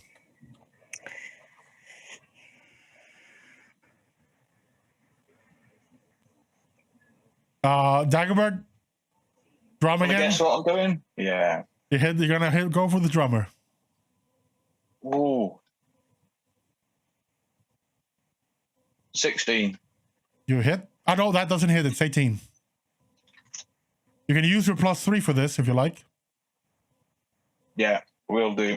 Cool. Use your +3. That's Daggerbird's +3 used. Oh, good. 11 points of damage. You blow off his head, and you blow it off as it's coming down to beat, and then it just misses the drum entirely.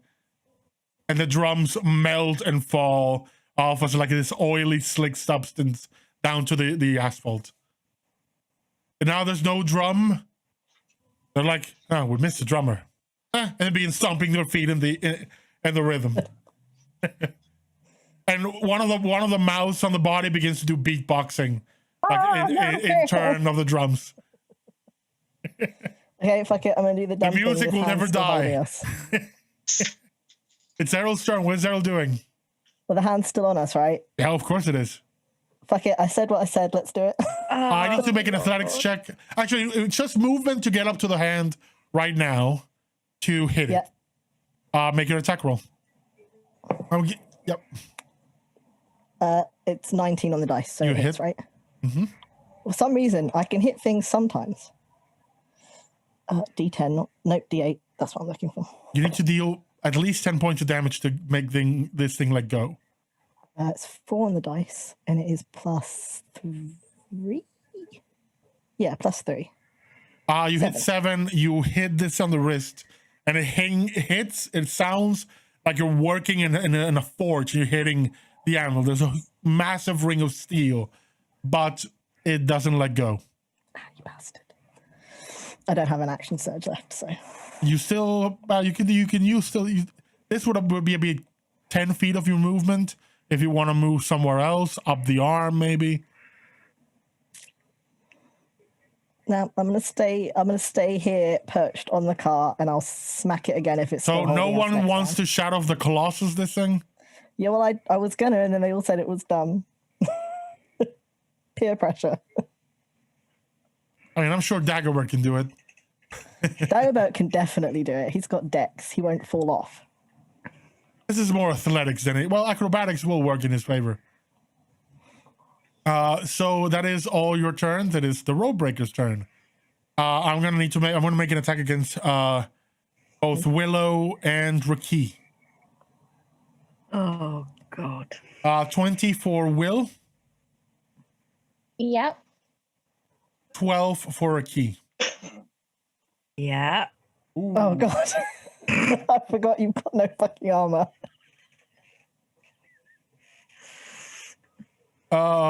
Will you I'm take? Down. You take 10 points of piercing damage, Yep, down. Because I only had 2 HP left. and RaQui, you take 10 points of piercing damage. In fact, it's like the same. One of the middle finger rises up, gives you kind of the middle of the finger. It's the nail goes straight through Will, hits the back of the driving seat, and pierces through RaQui. Not very sanitary, but whatever. Are you still up?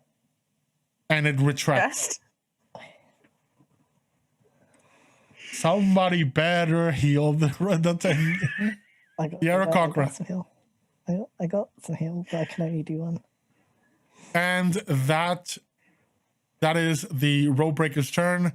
Will, I need a death saving throw from you. Yep. There you go. If you got heal, I rolled a 19. 19, that is one success.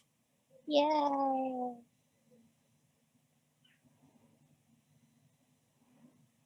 That is Will. Who else is doing something? Dagobert, have you got a heal in your Weaver? Yeah, but I don't think I'd use it. Oh, well, I can get Will back up, but that's my action, I think, so I can't hit this hand. Do you want to That's get okay. Will up and I'll smack the hand? No, I want to get out of the car before fucking our driver dies. Or you could heal. You could heal the driver. Oh. Okay, I want to whack a heal on Will. Hang on, that's find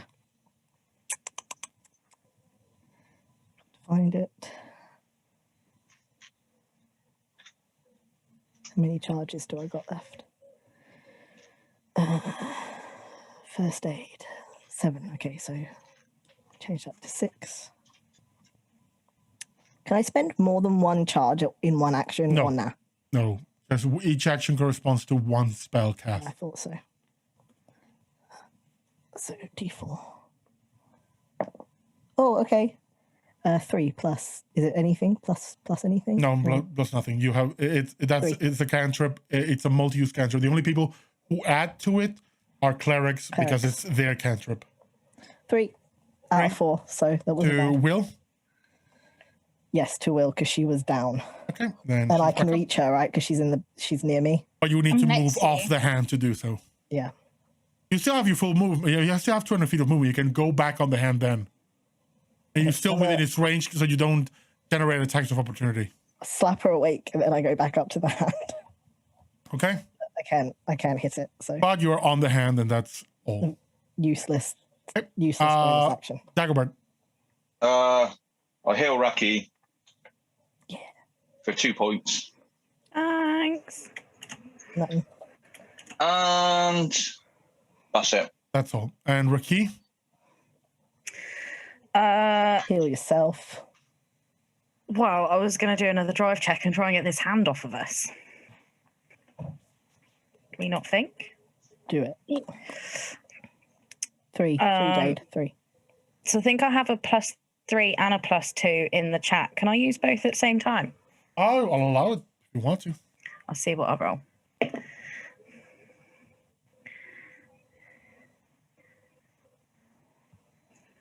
25.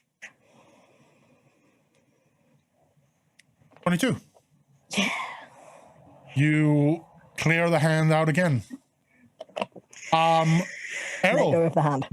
Errol, you've spent your action. You are on the hand. As this goes can't away, let go. you have 10 feet of movement. I need you to make an athletics check to jump off. Okay. Bye, Errol. Bye. And that's with disadvantage, by the way. Oh, disadvantage. Okay. Yes. Because the car is moving away from you. DC 15.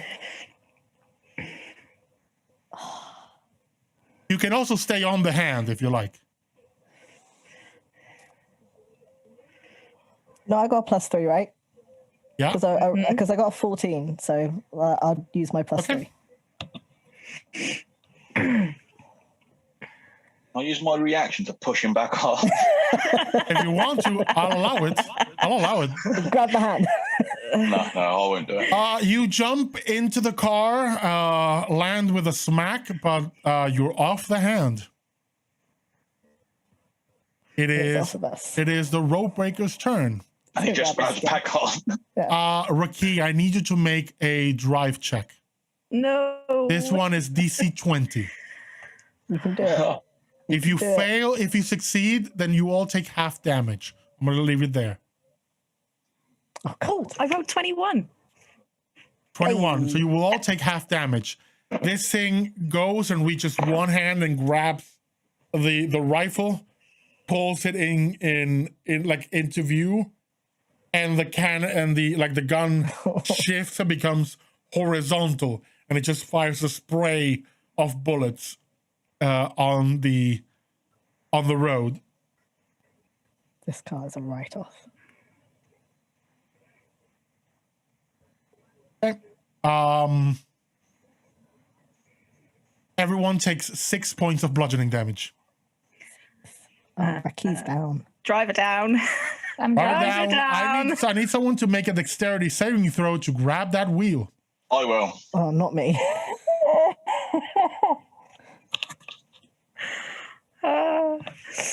19. 19. You grab onto that wheel and you basically sit on RaQui and use her like a puppet to reach the pedals.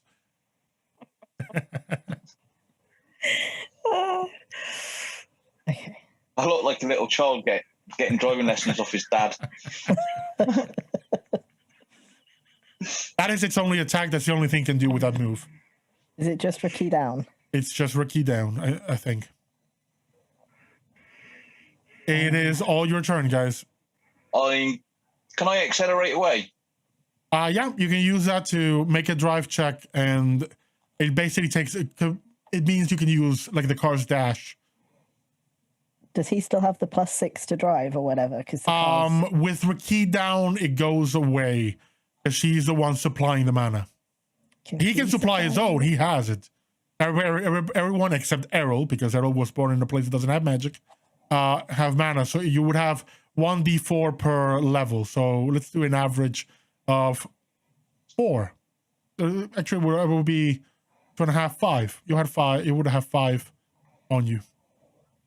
I rolled a 9 for death saving throw. Are you down too? I just said, were you both down? Yes, I did say Oh. I was down because you only healed me for 3. Oh, that's one failure. Thank you. 22. 22. What was it about? It's drive. That was check, drive. by the way. Drive. Oh yeah, you push this car into gear and just woof. And I'll count this as well as a dodge action. So the guy would have disadvantage on attacks. Okay. And that I was rolled Dagobah's 2. action, right? 2. Oh, RaQui rolled a 2. That's a failure. That's Dagobah's action to drive, wasn't it? Yeah. Okay, I'm gonna bring RaQui back up because then we get our driver back for next round, and then I can heal Will next Okay. time. I can only do one, so Okay, you heal her for whatever you're going to heal her. 2. 2. 2. I'm down to 5 uses. Awesome. It is then the Roadbreaker's turn. It will, what it will do is use its turn for is to dash and once again reach the car and be in range of its movements. That is its round. It is, Will, please, a saving throw. Yeah, I just remembered women's. It's on fire, so it should have been taking damage the last few rounds. I'm counting it. I'm just Okay. dealing a flat 4 on it every round. All right, cool. All right. It's just a monstrous creation. It has a lot of HP. That's fine. 17 that time. 17. Awesome. That's one way there to being safe. RaQui, what are you doing? You have Dagobert on your lap, like a toddler. So he's only about a foot shorter than you. I mean, he can stay there. I'm sure he's going to move of his own accord at some point. Hopefully, maybe. How much mana have I got left? I'm going to cast Healing Word on myself. Sorry, Will. That is a bonus action. Drive. You could both, just as a recommendation, you could use Healing Word to heal yourself, and then use your first aid module to heal a bit more if you like. Yeah, let's do that. Okay. And you just do 2d4 plus whatever. Do 2d4 because the Healing Word is also d4. Cool. And heal yourself up a bit more. And then I'll heal Will. 6. No, let Will roll. It's fine. It builds character. Yeah. I can't do anything here, so you can keep Dagobert on can. shooting. What you need to do is cut off her hair and use it as a whip to get on the monster. That's a great idea. Okay, that's better. Dude, I'm not the shooty one. Dagobert's free now. He can shoot shit. I'll heal you. Touch my hair, you die. I'm healing you. So you bring her back up. You get 4 hit points. Cool. I haven't rolled a 1 yet, so we're not. Okay, Will, you were unconscious this turn. The way we're handling it, that means you're done. Dagobert, what are you doing? RaQui has officially taken over again. Dagobert's going to be stupid. What is Dagobert going to do? Dagobert's going to climb. Okay, the creature is about 10 feet away. You would need to either wait for it to. You can try to jump from the car. Can I use my bonus action, because I can't do anything else with it, to just use my shield as a springboard? I'll allow it. I will give you advantage on the athletics check to jump. Could I do acrobatics? I'll allow it. Sure. I'll chuck you. The alternative is wait for this thing to try to grab the car again, in which case you could literally run up the arm. I'll jump. 23.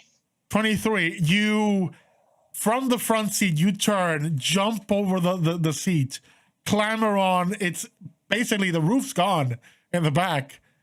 So it's just Errol putting like his shield down. You just push off Will's shoulder onto the shield, and then with a boost, jump, do as many flips and pirouettes in the air, and land mid-thigh on your way onto this creature. It doesn't have exactly footholds. There's rungs of metal as it would be on the engine of a bike. There's bones and rib cages, and there's flesh sloppy bits where you can put your hand in that it's kind of icky.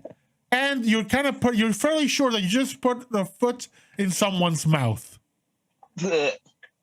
And you hear Errol going, "Oh, it's okay if you do it."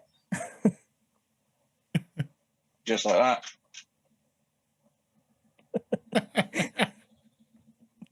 That brings us to the Roadbreaker's turn. I'm going to make a perception check for it with advantage because it does have a lot of eyes to see if it notices Dagobert. It does. So it will, Dagobert, I'm going to make an attack against you.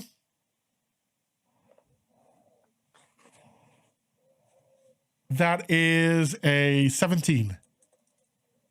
That's my AC. It's you. That is 5 points of bludgeoning damage.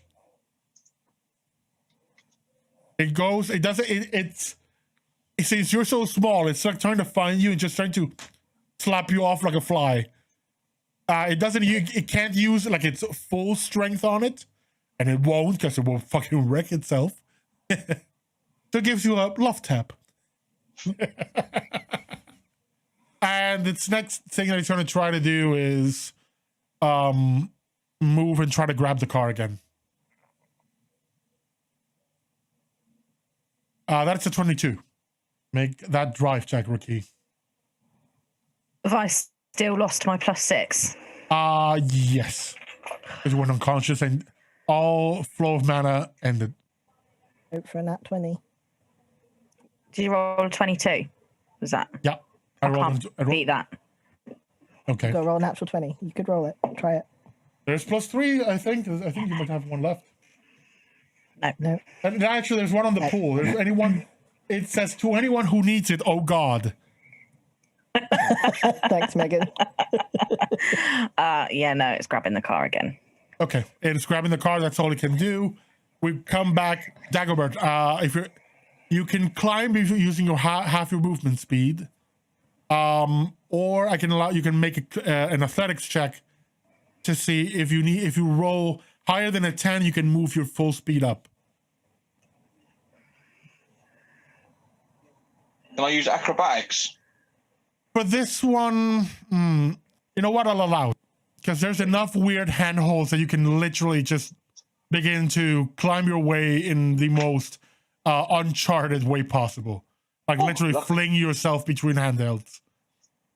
Yeah, that's 10. Lucky I went acrobatics. Yeah. Roll. You can move freely. Use your normal movement. So if you want to dash, you can dash. Yeah, I'm going to dash. I'm going to try and maneuver myself. So I'm out. So I'm on this fight at the moment, yeah? Yeah.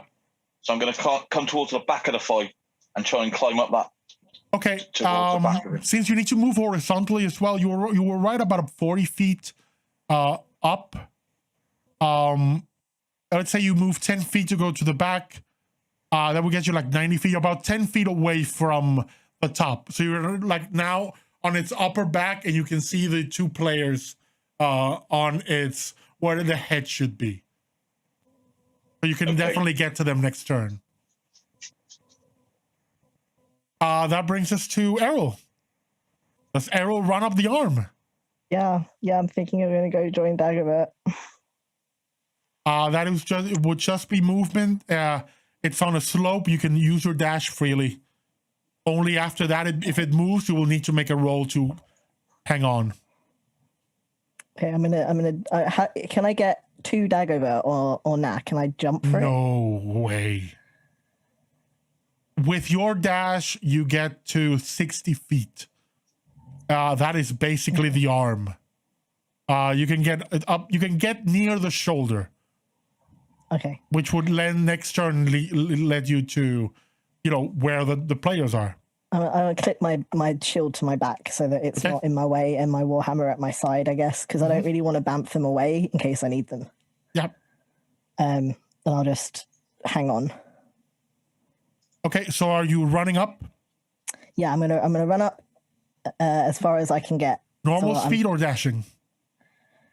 Dashing, I guess, because I'm trying to get to where Dagobert is. I don't want him to be over here alone. You run up and you get close to about this level next to the shoulder, and then you hang on and make an athletics check to see how well you hang on.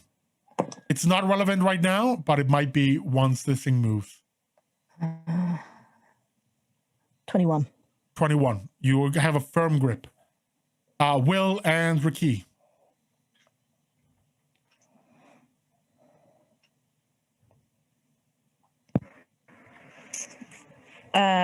Heal. Yeah, I'm gonna use a charge of first aid on Will. Okay. No, don't worry about that. I'm going to use Cure Wounds on myself. I'm not going to use a charge of first aid on Will. Okay. Instead, then I've literally got enough mana left to do it. I'm going to use the last of my mana and pump it all into the cart to give me my +6 back, Oof. and just do another drive. Go check. for it.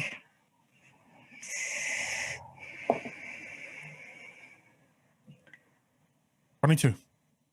25. You rip this car out of its hands. Now your 21 comes into play, and your grip. You have a firm grip on this thing's hand. Again, you realize one of your hands is in someone's mouth, like going down their throat. Even but it's a good grip. And it's sucking. I just hold on to the teeth. It is kind of licking the palm of your hand. That's what I would do, honestly. Deep throat king. I rolled 11 points of healing for myself, so I'm back up to full You health. heal yourself back up. Now we come to the road breaker, and the road breaker has fleas on it. One of them it can't quite reach. The other it can. I'm gonna make an attack against you, Errol. That's a 23 to hit. It hits me.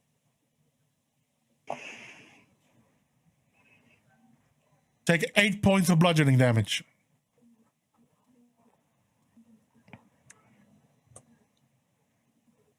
Okay. Okay. Its next attack, it is going to shoot at the car. It has disadvantage. It's a natural 1. The gun jams. So it once again the arm moves, but this time doesn't have an action. So just like the barrel of the gun once, very creepily and organically dilates for it to next turn just grab the bullet and take it out. It is your turn again, guys. Earthing. It is your turn again, guys. Okay, let's cause some more damage.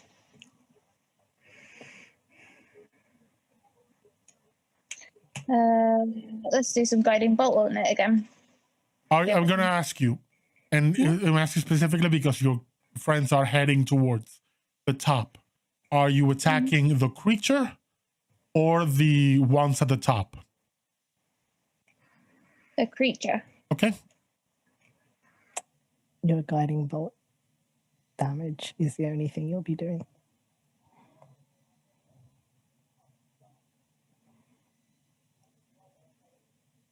Yes. Okay.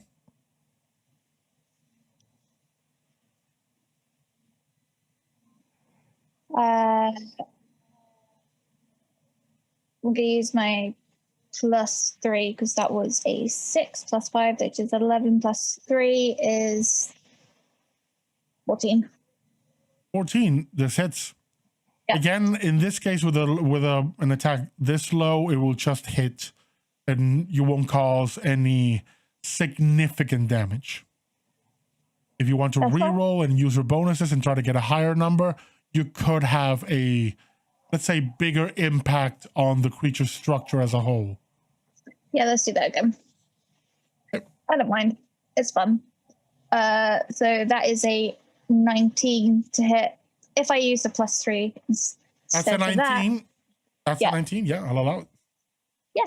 So that's uses is gone, and another to will is gone. 4d6.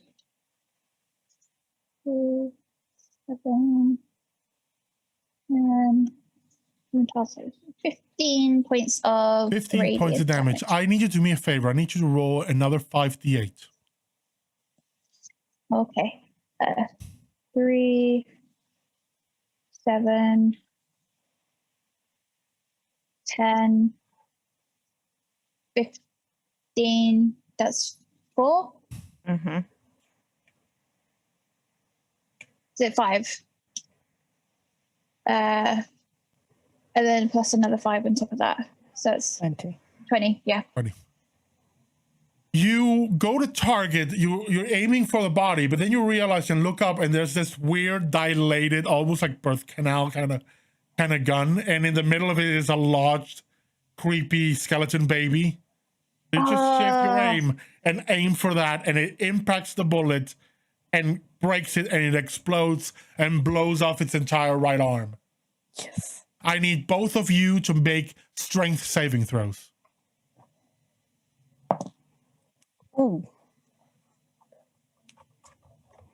I'm good. Natural 20. 17. 17. That's enough. You manage to hold on. For a moment, you think you're going to slip, but you just grab onto 2 more mouths and grab onto their teeth for safekeeping.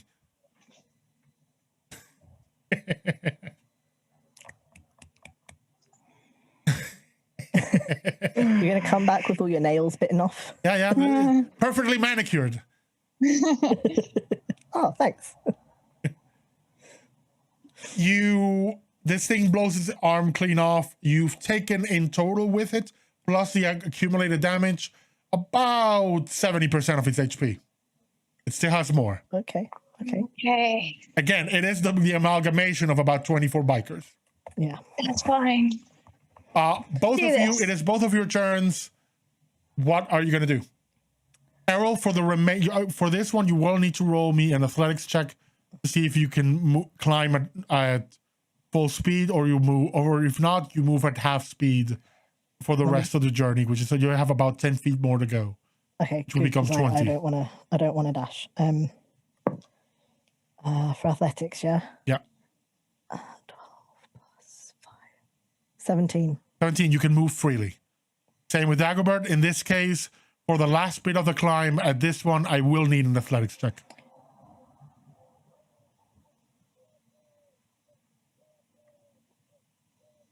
$17.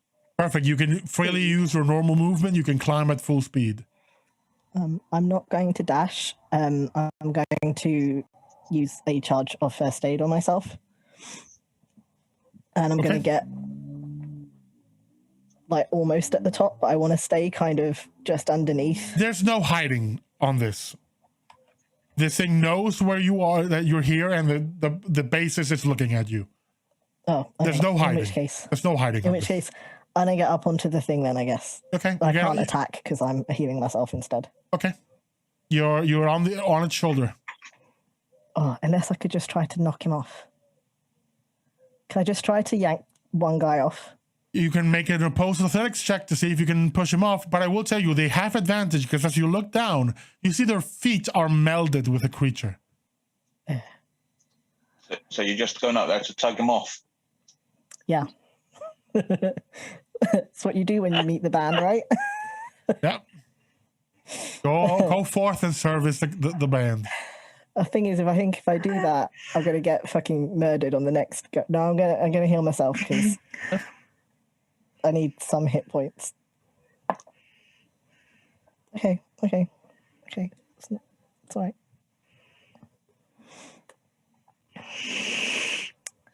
Still not at double digits again.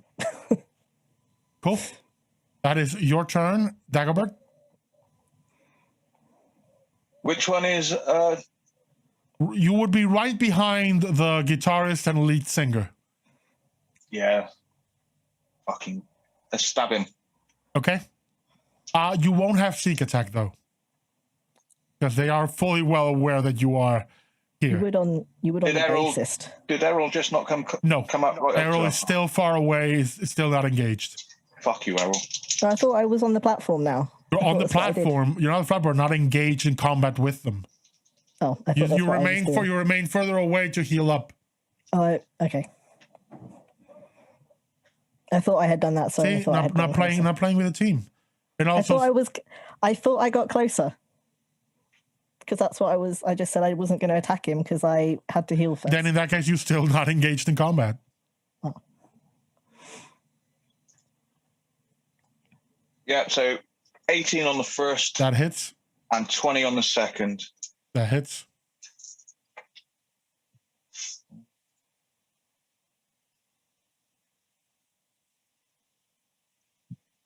$14 points of damage.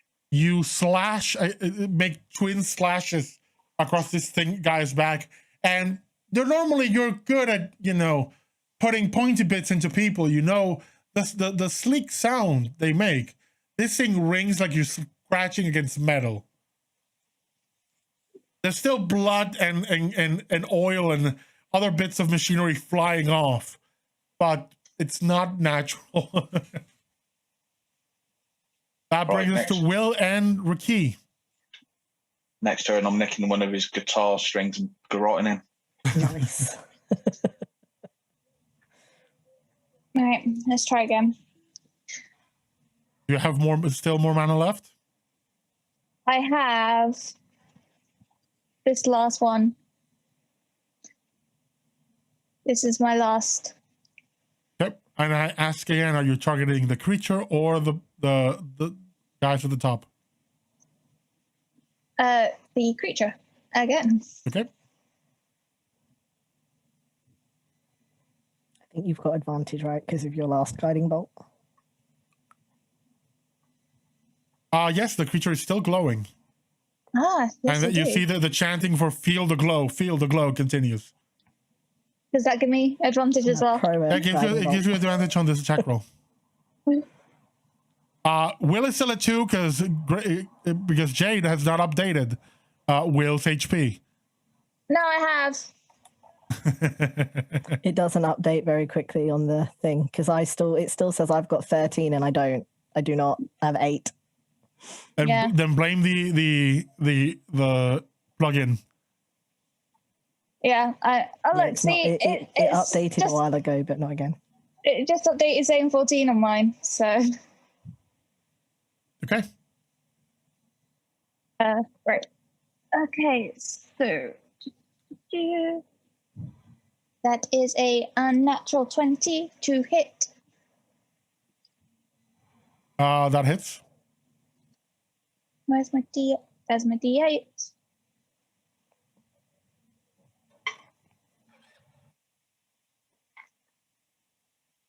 Nope, not D8, D6, I meant. It's good if we didn't roll that. 10, 16, 18 points of radiant damage. You strike it and you break through an exposed section and have dealt enough damage that you begin to see fissures appear over its body, and the flames that are inside are beginning to burst through, and it begins to start burning in different sections. That reminds me, Dagobert and Errol, please make a dexterity saving throw. Can I not hold on? You're on the creature. Dexterity.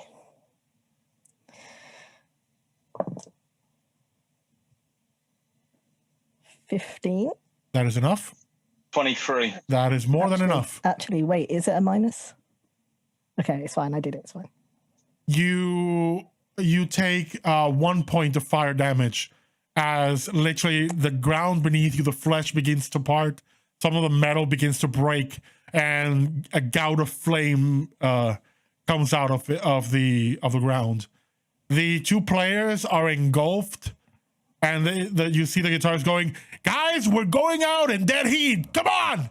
And they all begin to chant, "Dead heat, dead heat!" You know what? If you can't handle the heat, get out the fucking kitchen.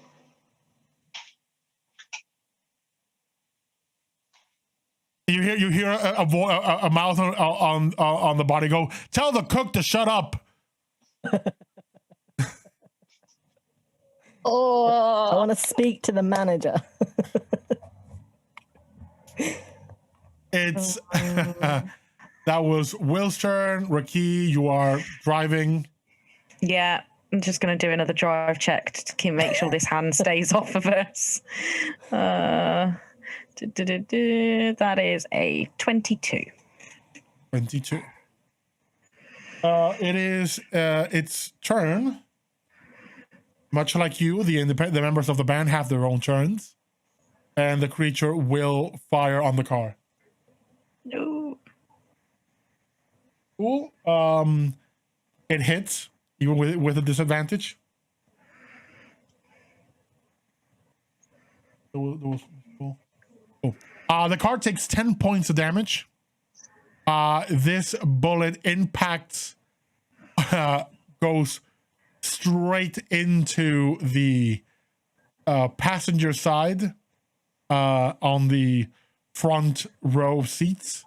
It buries itself, actually comes out under the car through the chassis. I need to make a drive check of a DC 20 to keep control of this car. Also, you take damage. Oh. You take 4 points of bludgeoning damage from the impact of the thing and the shockwave it causes. Is that me as well? Yes, you too as well. I got an actual 20. This car is now unbalanced.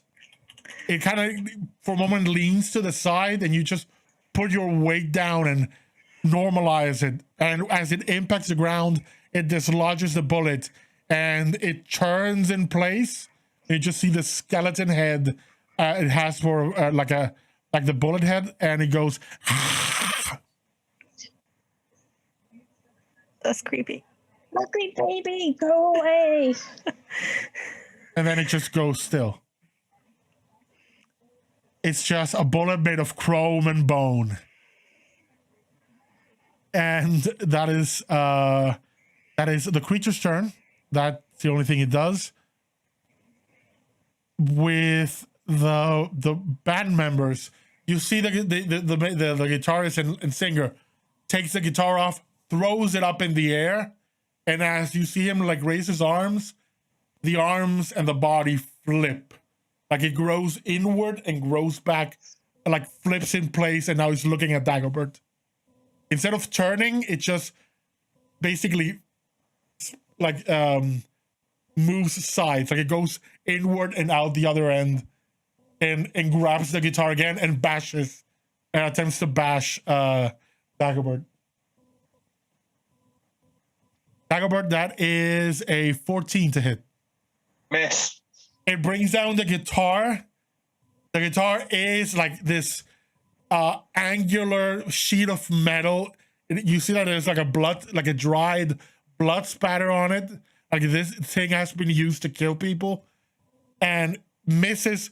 But as it misses, like the strap grabs, like holds onto his neck, swings, and he grabs it again and keeps playing. And the other one will make an attack on on Errol. He looks at Errol and goes, "Give me a moment," to the singer, and begins to play just a specific tune. Like dun, dun, dun, dun, dun. It begins just a specific bass tune on you. I need to make a Constitution saving throw.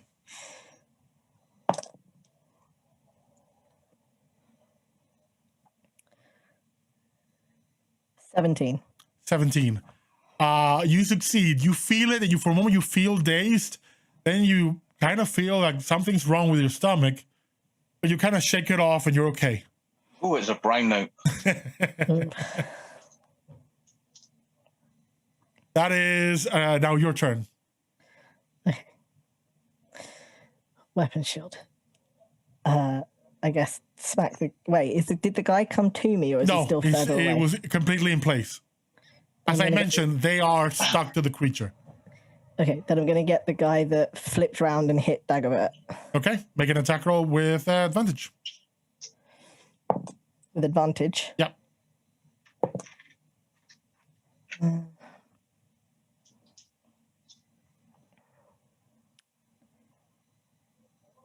21.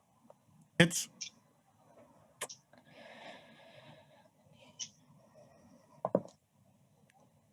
Nine points of damage. 9 points. He's looking very hurt. You see that parts of him are beginning like to melt.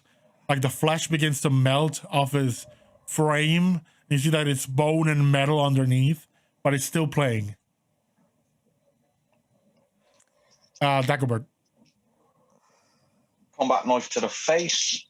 This one would have sneak attack. 20. That hits.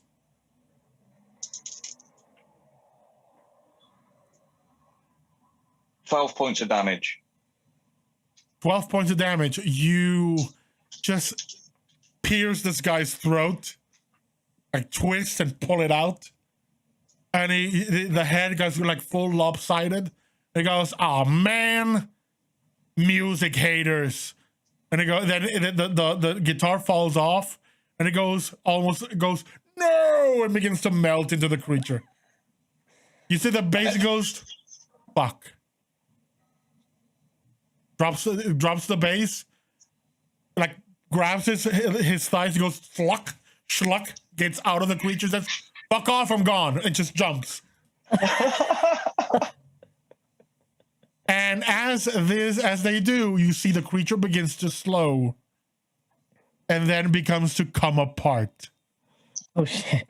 I need Dagobert and Errol to make dexterity saving throws. Oh dear. DC 15. Do I have any bonuses left? There are. No, I'm good. I rolled 17. 17. Okay. And Dagobert? 12. You have a +3. There is a +3 for Dagobert. Use it. Oh, 15. That is exactly what you needed. You guys see the flames begin to erupt from this frame, and it begin to like go apart. There's a moment where the distance between you begins to grow, and you just both turn and book it down the creature's arm, just running down to the ground while everything is collapsing behind you, and even the arm is lowering to the ground. And you manage to reach near the end and kind of jump off. RaQui, make a drive check. DC 20.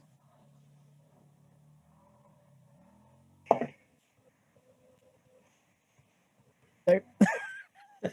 Do I have any bonuses? RaQui has a +3. There's a +3 for you. There's 2 of them, actually. Yeah, go on. I have to say, before that, can I cast guidance? Because it's a cantrip on Yes, RaQui. you can. You can do it. And give 1d4 to RaQui. Yes. Oh. Yeah. Which is a 3, if that helps. Since I was Yes, because that gives me 20. Did you spend one of the +3s by any chance? Yeah, I had to spend a +3 as well. Cool. With that, you see this thing falling, and you see them running like little ants down this collapsing structure. And you just pull the brakes, go back enough that you can distance, and these two jump. Time stops for a moment. Destruction behind them, flames. They don't care. They're just running for their lives, and both land with a thud into this broken down, beat up car. And just you continue driving away as the structure completely falls, and the highway is littered with the fragments of bikes and bikers. They're just a collapsed goop of people. I want you all to make a perception check if you wish to.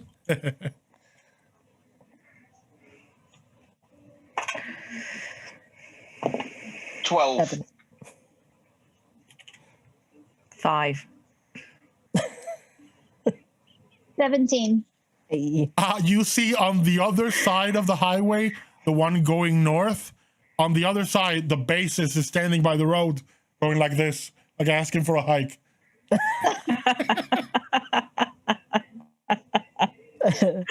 I'm like, turn the car around. Let's go get him. Let's go get in. You find a place to do like a U-turn, and you come up to him, and he's like, "Oh, hi. You're going back to Felonor? I could use a ride." You can come with us. You wanna tell us why you were trying to kill our friend? No. Do you have handcuffs? Yeah, You're a police officer, right? Yeah, like, Under arrest? Put him under arrest by any chance? Oh, you're a cop? Yeah. I'm just gonna grab him. I'm just gonna handcuff him. Yes. He's like, okay, and just sits down like, and it's like, nice car. It was Still nice. It's still nice. Yes. And he just completely turns away to look at the road and not look at any of you. He's like, this was a mistake. You turn the car and drive back to Washe City. And you arrive, you go back to the precinct directly or go somewhere else? Yes. Fucking guy over. You go to the precinct and come in with one of the leaders of the Steel Panthers. Sorry, not Steel Panthers, that's a band. The Steel Drakes. Different band. Kind of inspired this one, but whatever. With the Steel Drakes in tow. Your captain doesn't know what the fuck to say. Because whatever you've done, you just brought in a leader of a major terrorist organization. But your car tells a story. Oh, by the way, when you guys, midway through the drive, the bullet melts into the form of a dead biker. But it's like, it's horrible because it's like skinless, exposed bone. It's misshapen, it's horrible. But no. We're just gonna like nudge it out of the hole. And the you guys put the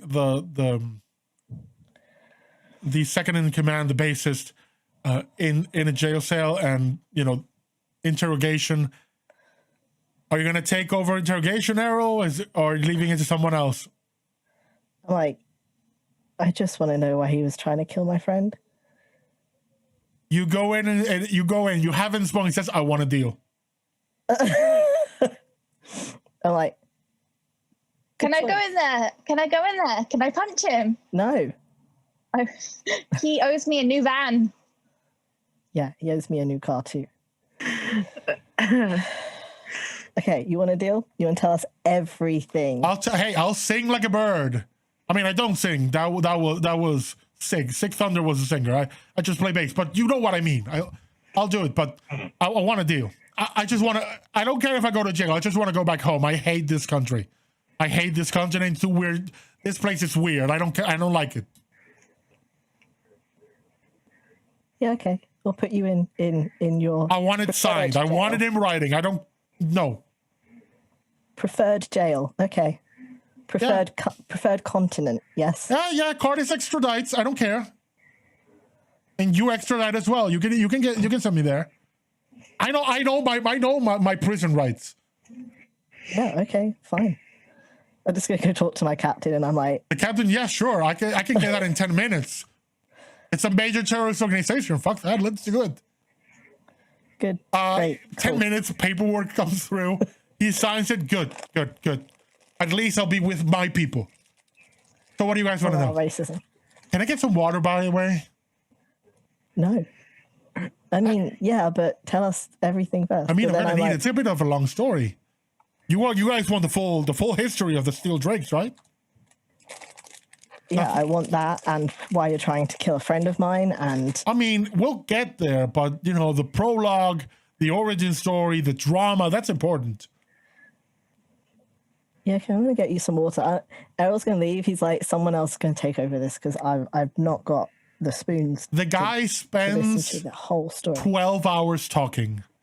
And it's the road of how they met as kids, how they played their first bands in school, how they moved on, to teenage years. They played their first gigs, how that led into the biking. It's behind the music. It's the Steel Drakes, the untold story. Please tell me it's Rotnar sitting there. It is. It just goes on. It goes on. And then eventually, like last week, this guy called Saroon, really creepy guy, tiefling, completely pitch black, shadow eyes, really creepy dude, but an old friend of Sig's, told us this piece of shit cook that is really getting into his business, and he just wanted it taken out.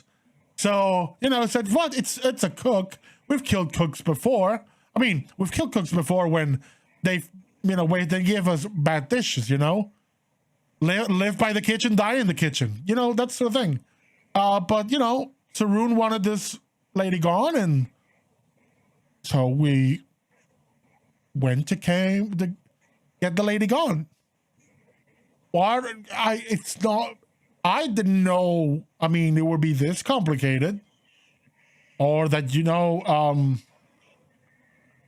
police would be involved. Yeah.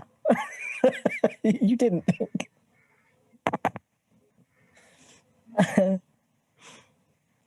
I just need 2 minutes with him. 2 So- minutes. Can he tell us anything else about Saroon? That Saroon,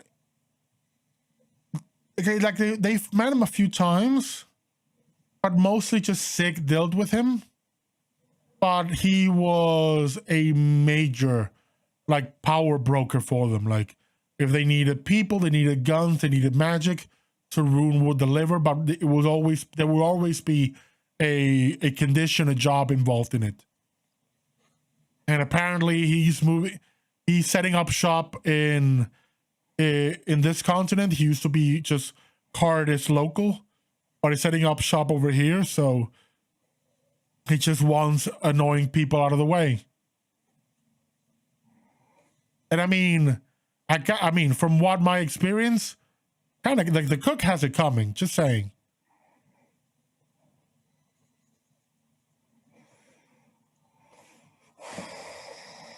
Okay. You're not hearing any of this, by the way. You are being kept away from the person who tried to kill you. I know. You are This is probably me reacting, sitting. not Will reacting. You're probably sitting with Varys. I feel like Varys is the one who's like, no, you're not going in there. Just, Varys like, is not there. talk to me. Oh no, he's not there. No. Oh, the one person that I like isn't here. He's off doing some of the other investigation stuff that you guys had discussed. Yeah, he is. Okay. I go over with the captain and just kind of go over everything that this dude was spilling. Go over the Saroon guy being this tiefling in the picture, the blurry fucking picture. And now he's our problem because he's setting up shop here. Yeah, but what is his relationship with all of this? With everything else that's going on? If I'm getting the feeling, I don't know, is it related or is it just, you know, something else? I think it's something else. Honestly, this guy's the guy trafficking people, right? Yeah, that's not our thing. That's not. It's a thing that's maybe our thing, but it isn't to do with the thing that we're Yeah, dealing with. it's not a body that turns into a terrorist incident. No. No. Two separate things. You know, I'm gonna need a new car, so we deal with that. I mean, we can give you one of a patrol car for now. Can't afford to give you the same car you had. I mean, Of course, you could talk to your mother or your parents or your family. I know you have money. Talk to them and give you your allowance, kiddo. I can't help you with that. if you had ever met my mother, I've met your mother. well, yeah, there's no allowance. Oh, what a surprise. Look, you did a good, whatever, you did a good thing now. Whatever times you drive me off the fucking wall, Errol. This time you brought in the head of a major terrorist organization. That is a good thing. Yeah, I could do with more good things. Okay. All right. Anyway, this is your thing now. Yeah. This is on my end. This is no longer your problem. We're going to move this to the relevant people. You go get a break, have a drink, maybe a few, and we can handle things from here. And, after this, return to whatever else you were doing. So as I told you before, if you are going to look into the things the mayor and everyone else said, no, be careful. Because on that one, I can't protect you. Yeah. I got some guys looking into why maybe why I'm involved, why my name is on some list. Well, that would be interesting to know, but it doesn't change the fact that you are on the list. Oh yeah, but I'm the says- bait, right? Close the door for a moment. Close the door. You close the door, and she brings out almost like a card reader, much like the module reader they had seen before. She brings one, but this one is secondhand, hand me down. It looks like it's seen better days. You see it just press a button, and you feel almost like a current of electricity pass you. And you see that the light in the room dims a bit. And she goes, okay. I'm going to be straight with you, Errol. I've been told not to tell you anything of this.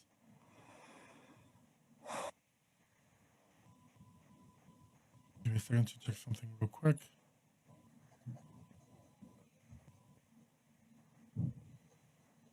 I just made a note on something.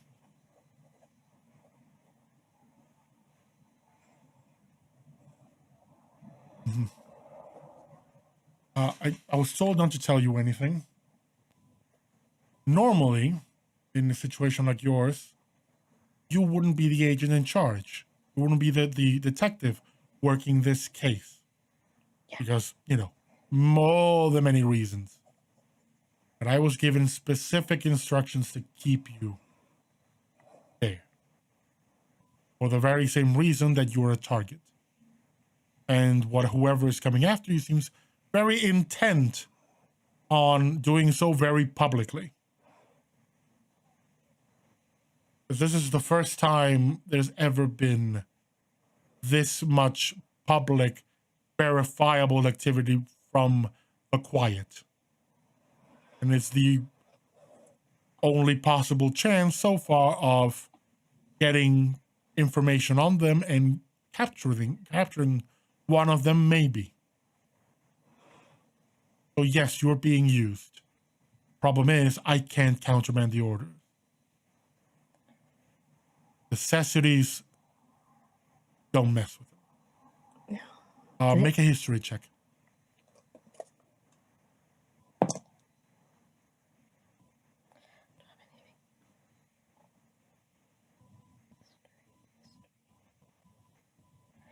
$18. Necessities is a nickname. It's like a street name. It has an origins in Old Merisian, a word that means something like gripper, something that, or a tight grip. It is the kind of common name for the CSO, the Central Security Oversight of Meru. If it were the US, it would be a combination of the FBI, the CIA, and the NSA. It's basically government security. Like intelligence and, federal level investigations. It's hardcore people. Because I have strict orders to keep you at the center of this case, even if it costs you your life. I hope it doesn't come to that, but be careful.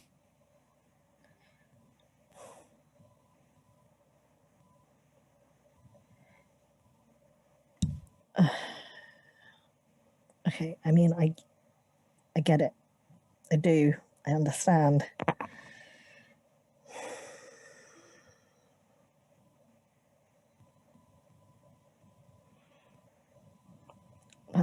That's a lot. And he goes, moment. No, we're still okay. If you're thinking, yeah, I'm being watched. Okay.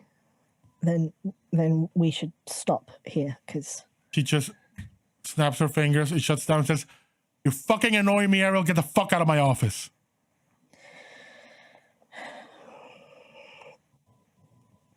You know what? And I storm out. And as you storm out, Will, you see that they pass the bassist handcuffed. They pass him by you, and he just goes as they're walking by. Okay, that's it. Right. I'm gonna grab it. Cops stop you and says, ma'am, I'm sure you have grievances, but the law will handle him. The law will handle him. I can handle it myself, you know. I'm sure you could, miss. I'm sure you could. But we would like to take your statement next if you'll come with us. Mm.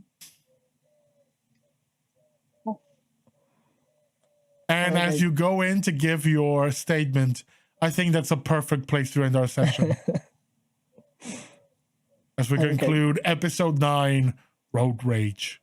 They're gonna go sort out a patrol car. Mm-hmm. And I hope Van Revenge, yes, it will be brought back from Valhalla by the Valkyries. Yeah, that is it for our session. Thanks everyone for joining us. Thanks for all the bonuses as our players fought the Roadbreaker, a being composed of the leadership and members of a biker gang. 24 bikers become one whole creature. It's like Voltron, but a whole lot more disturbing. I hope everyone had fun. We'll be back next week with the more of this adventure. Before we go, that bug Vogelrod Squisher and Gooier as well, with a lot more mouths and eyes. We'll go around the room and everyone can tell you who they are, who they were playing, and if they wish to do so, where you can find them in the dark corners of the internet. So, RaQui. Hi, I'm Kat. I have been playing RaQui. And that's me. Ash. Hi, I'm Ash. I've been playing Daggerbert, the sharpshooting rogue. Nate. Hello, I'm Nate. I have been playing Errol, possibly the most useless character I've ever rolled. And you could find me on Twitter as Tiniest Sidekick, and catch me again next week at the same place at the same time. And last but not least, the cook in question. Hi, I'm Jade, and you can see me on, let's do my Instagram, JJ Cosplay 1990.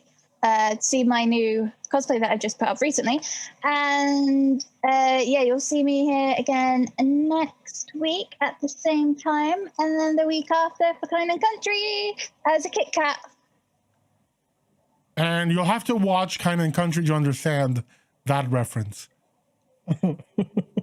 And that's all for us for tonight. Thank you all for watching. We hope you had a good time, and we will see you next time. Bye.